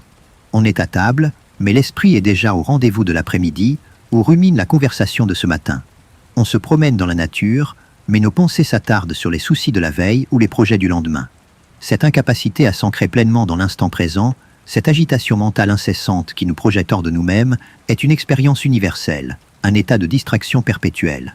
Nous construisons mentalement des avenirs idéalisés où nous nous débattons avec des passés regrettés, convaincus que notre bonheur ou notre malheur réside dans ce qui n'est plus ou ce qui n'est pas encore. Cette fuite constante du présent, ce mouvement intérieur incessant vers un « ailleurs » est la signature même de la volonté en action. Elle ne peut jamais se satisfaire de ce qui est. Son essence est le manque, la tension, l'aspiration sans fin. Pour la volonté, le repos est synonyme de mort, et elle nous pousse donc à ne jamais être pleinement là, à toujours désirer autre chose, à chercher de nouvelles raisons de vouloir et de lutter. Notre intellect, loin d'être un maître, devient son serviteur zélé, construisant des scénarios futurs, analysant les erreurs passées, tout cela pour alimenter cette force insatiable, pour lui donner de nouveaux objets de désir et de nouvelles raisons de s'agiter. L'illusion la plus tenace est celle qui nous fait croire qu'en résolvant cet astérisque problème particulier, en atteignant cet astérisque but spécifique, la paix s'installera durablement.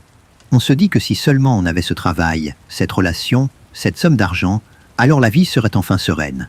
Et lorsque l'objectif est atteint, une satisfaction éphémère nous envahit, une brève cessation de la tension. Mais très vite, la volonté, comme une hydre, fait renaître un nouveau désir, une nouvelle insatisfaction, ou laisse place à l'ennui, cette vacuité qui nous pousse à chercher une autre chimère. Chaque soulagement est temporaire, chaque plaisir est négatif, et la roue de la souffrance se remet immanquablement en marche. La société moderne, avec son culte de la performance et de la consommation, exacerbe cette ruse de la volonté. On nous vend l'idée d'un progrès infini, d'une amélioration constante de notre condition, d'un bonheur toujours plus grand à portée de main, pourvu que nous désirions toujours plus, que nous achetions toujours plus, que nous réussissions toujours plus. Mais en réalité, cette quête insatiable ne fait qu'alimenter notre insatisfaction fondamentale, nous laissant toujours un pas derrière la plénitude promise. La comparaison avec autrui, la pression sociale, les injonctions au bonheur permanent, sont autant de mécanismes par lesquels la volonté s'assure que nous ne trouvions jamais de repos véritable, que nous restions en permanence dans l'état de manque. L'ironie cruelle réside dans le fait que notre plus grande force, notre intellect capable de planification, d'anticipation, de raisonnement, est aussi notre plus grande malédiction. Elle nous permet de créer des désirs toujours plus complexes, de projeter nos illusions sur des temporalités de plus en plus longues, de nous tourmenter avec des scénarios futurs ou des remords passés. Cette capacité à nous arracher du moment présent, à vivre dans le mental, nous rend infiniment plus sensibles à la souffrance que les autres êtres vivants. Nous sommes condamnés à être pleinement conscients de notre asservissement à la volonté, les seuls à comprendre la futilité de notre propre agitation. Mais cette prise de conscience, cette lucidité dérangeante, est aussi la première étape vers une forme de libération.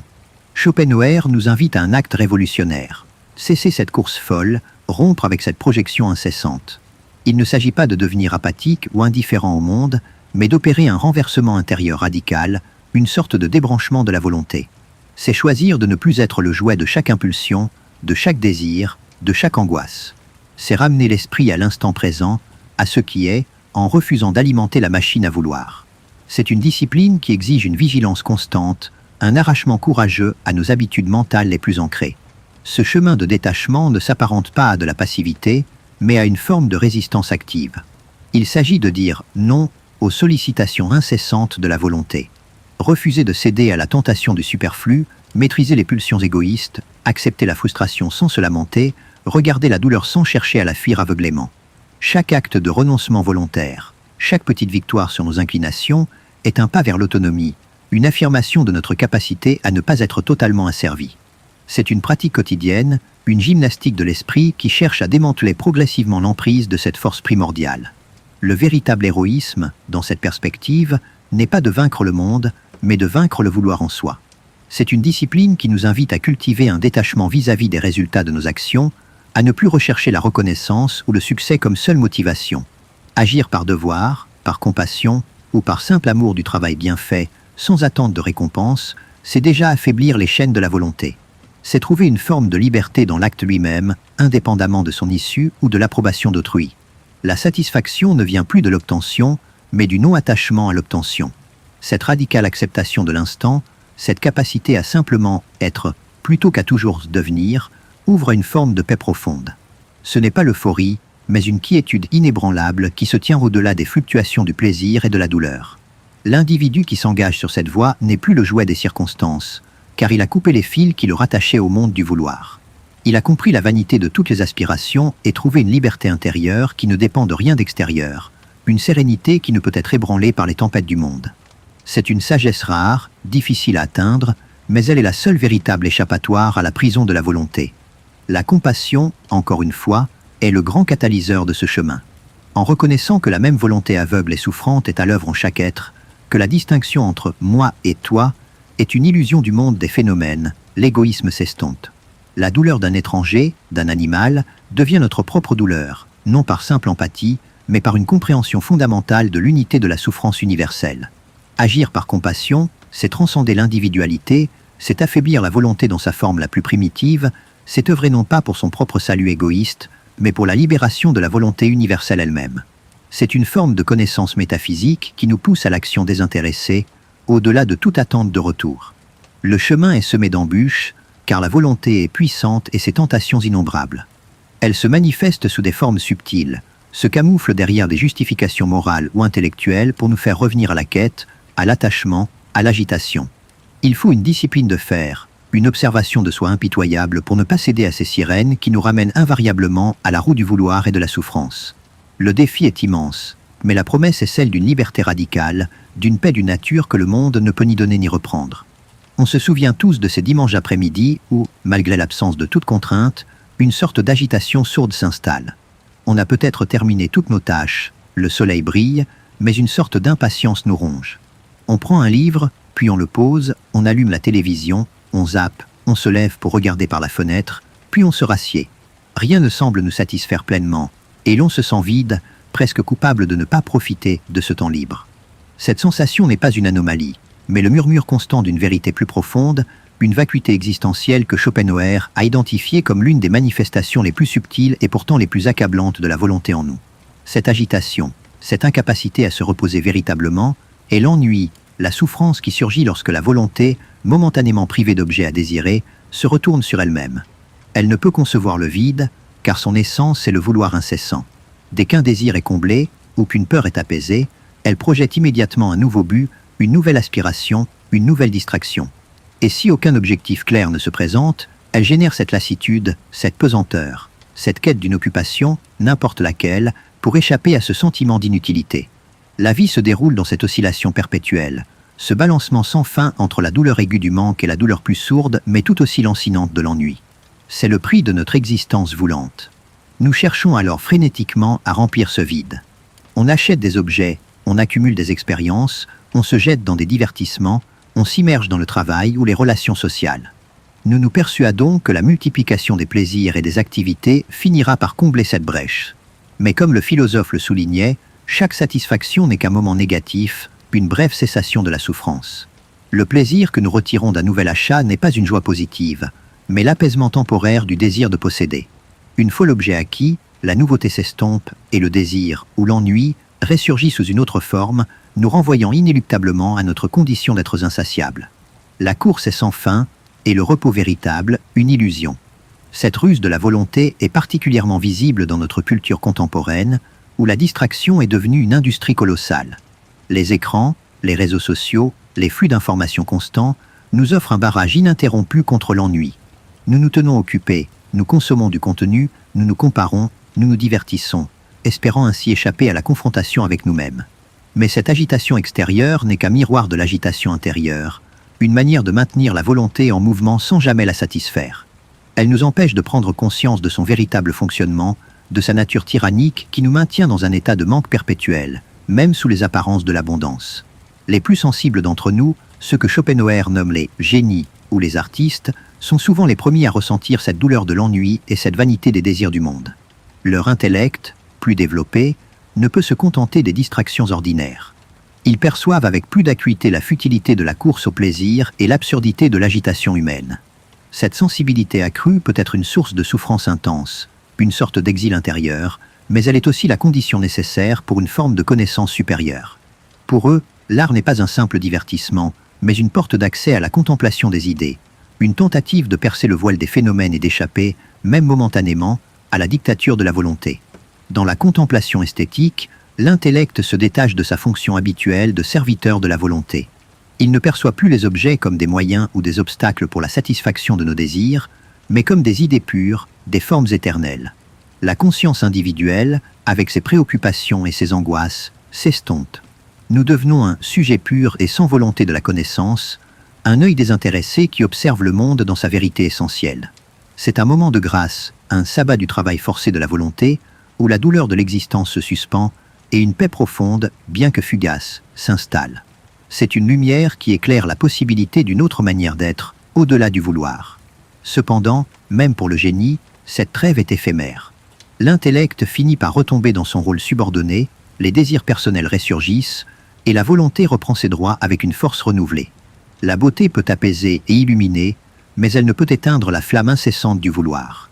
C'est pourquoi, pour une libération plus radicale et durable, il est nécessaire de s'engager sur une voie plus exigeante, celle de la négation active de la volonté en soi. Il ne s'agit plus de la suspendre temporairement, mais de la refuser à sa source même, de briser ses chaînes par un acte de conscience et de discipline intérieure. Ce chemin de la négation commence par une introspection rigoureuse et une vigilance constante. Observer chaque désir lorsqu'il surgit, le reconnaître comme une manifestation de la volonté et refuser de l'alimenter par l'action ou l'attachement. Chaque petite victoire sur l'impulsion immédiate, sur l'égoïsme, sur la jalousie ou l'envie, est un pas vers le détachement. L'ascèse, dans cette perspective, n'est pas une mortification stérile, mais une discipline qui vise à réduire le champ de la volonté en soi, à l'affaiblir en refusant de lui offrir de nouveaux objets de désir. C'est une œuvre de dépouillement intérieur, une gymnastique de l'esprit qui cherche à éteindre le feu du vouloir, non pas par contrainte extérieure, mais par une décision radicale. La solitude devient alors une alliée précieuse pour celui qui s'engage sur ce chemin. Loin des sollicitations du monde, des désirs qu'il suscite, des comparaisons et des rivalités qu'il engendre, l'esprit peut plus facilement se tourner vers l'intérieur, observer ses propres mécanismes, débusquer les manifestations de la volonté en lui. C'est une discipline de l'introspection, une vigilance constante pour ne pas se laisser entraîner par les pensées, les émotions, les impulsions qui sont toutes des expressions de ce vouloir vivre incessant. Le silence extérieur favorise le silence intérieur, permettant à l'individu de percevoir la source profonde de son agitation et de commencer à s'en détacher. La compassion, comme nous le voyons, est le point de rupture, le moment où l'individu transcende son propre égoïsme. En reconnaissant l'unité de la volonté à travers la multiplicité des individus, nous percevons que la souffrance de l'autre est, en essence, notre propre souffrance. L'égoïsme, ce puissant moteur de la volonté qui nous pousse à nous considérer comme un centre isolé et primordial, est l'un des voiles les plus épais que la volonté tisse pour nous maintenir dans l'illusion de la séparation. Briser ce voile par un acte sincère d'altruisme, par une identification profonde à la douleur universelle, c'est commencer à nier l'individualité même, c'est se fondre dans le grand tout et, par là, se soustraire à l'illusion du moi souffrant.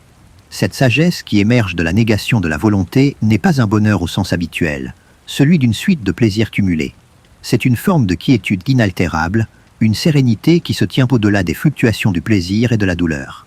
C'est la cessation de l'agitation, la paix du renoncement. L'individu qui a cheminé sur cette voie n'est plus affecté par les vicissitudes du monde, car il a compris leur caractère éphémère et leur nature illusoire. Il ne craint plus la perte, car il ne s'attache plus. Il ne recherche plus la reconnaissance, car son estime ne dépend plus du regard des autres. Cette paix est un silence intérieur, un apaisement qui se diffuse, non pas une absence de tout, mais l'absence de tout ce qui tourmente. Le point ultime de cette négation est ce que Schopenhauer nomme le néant.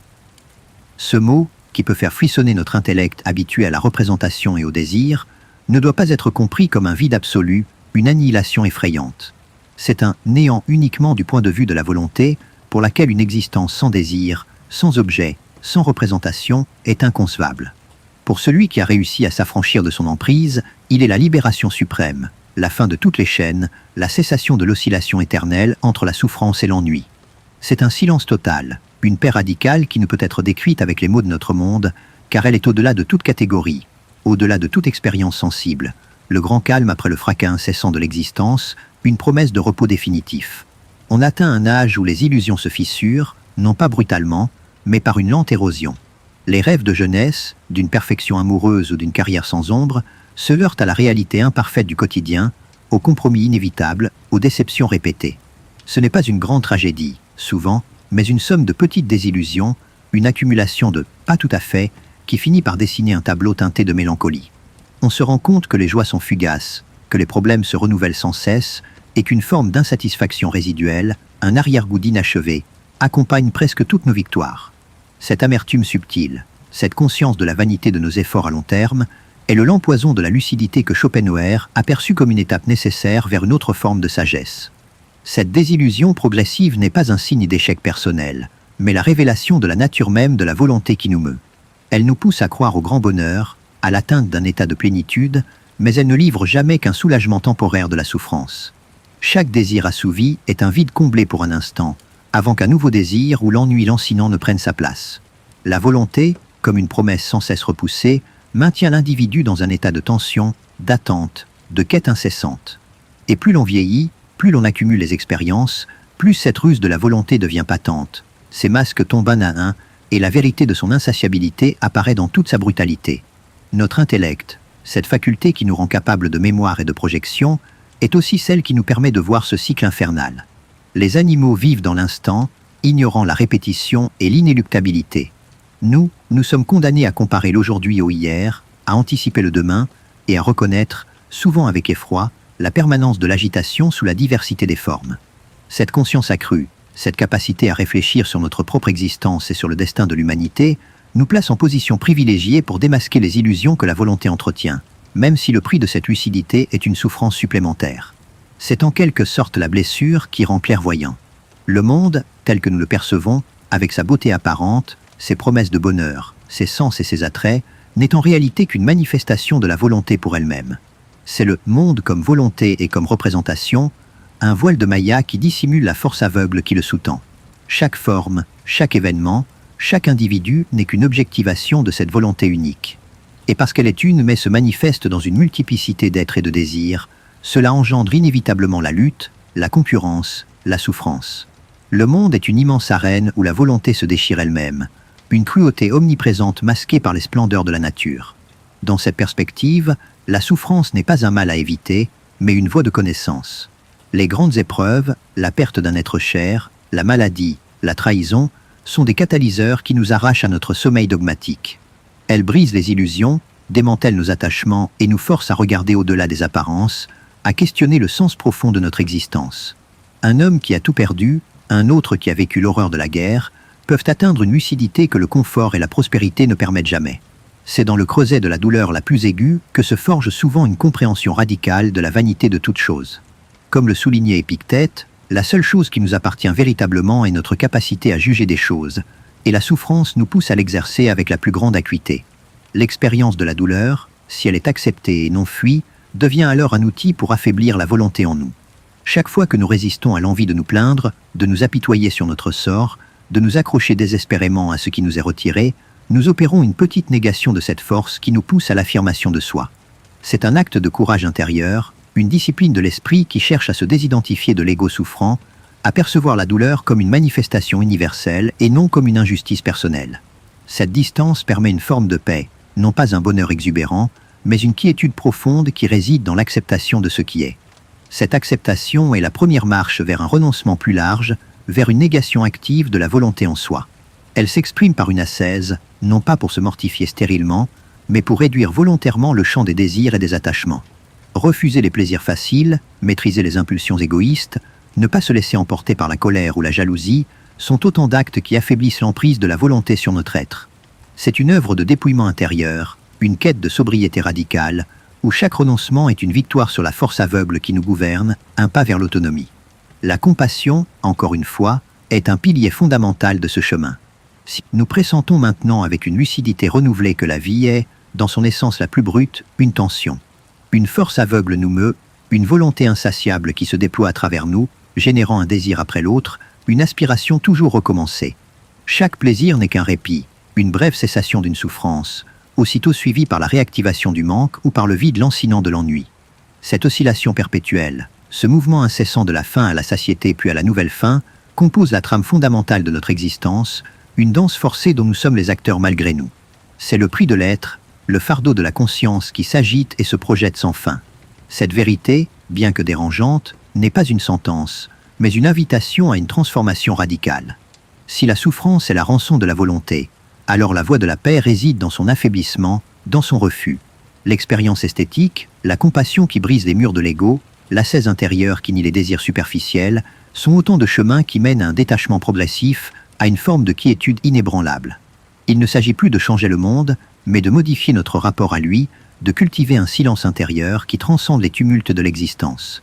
La sagesse n'est pas de trouver le bonheur, mais de s'affranchir de la souffrance en cessant de la vouloir.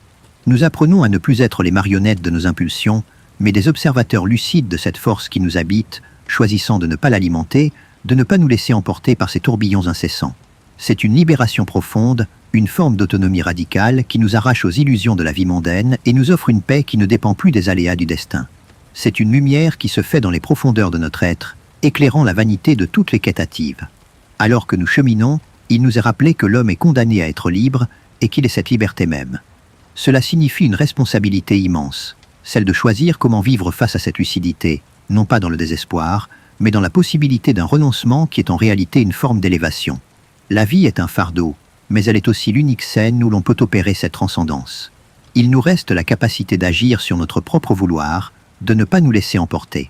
Comme le formulait Schopenhauer avec une clarté désarmante, la vie n'est qu'une affaire fâcheuse, j'ai résolu de la passer à méditer sur elle. Cette invitation à la méditation, à la contemplation de notre propre condition, est la seule voie vers une forme de sagesse et de libération véritable. Ce voyage philosophique nous pousse à l'introspection, à la réflexion continue. Si ces pensées ont résonné en vous, si elles ont allumé une étincelle de lucidité, n'hésitez pas à laisser un commentaire pour partager vos propres questionnements. Votre engagement nourrit cette communauté de penseurs. De même, un simple j'aime est un soutien précieux qui permet à ces idées de voyager et d'éclairer d'autres esprits. Et pour ne manquer aucune de nos prochaines explorations, abonnez-vous et activez la cloche, afin de poursuivre ensemble ce cheminement vers une compréhension plus profonde du monde et de soi. Philosopher, c'est agir sur le présent. Commence par t'abonner.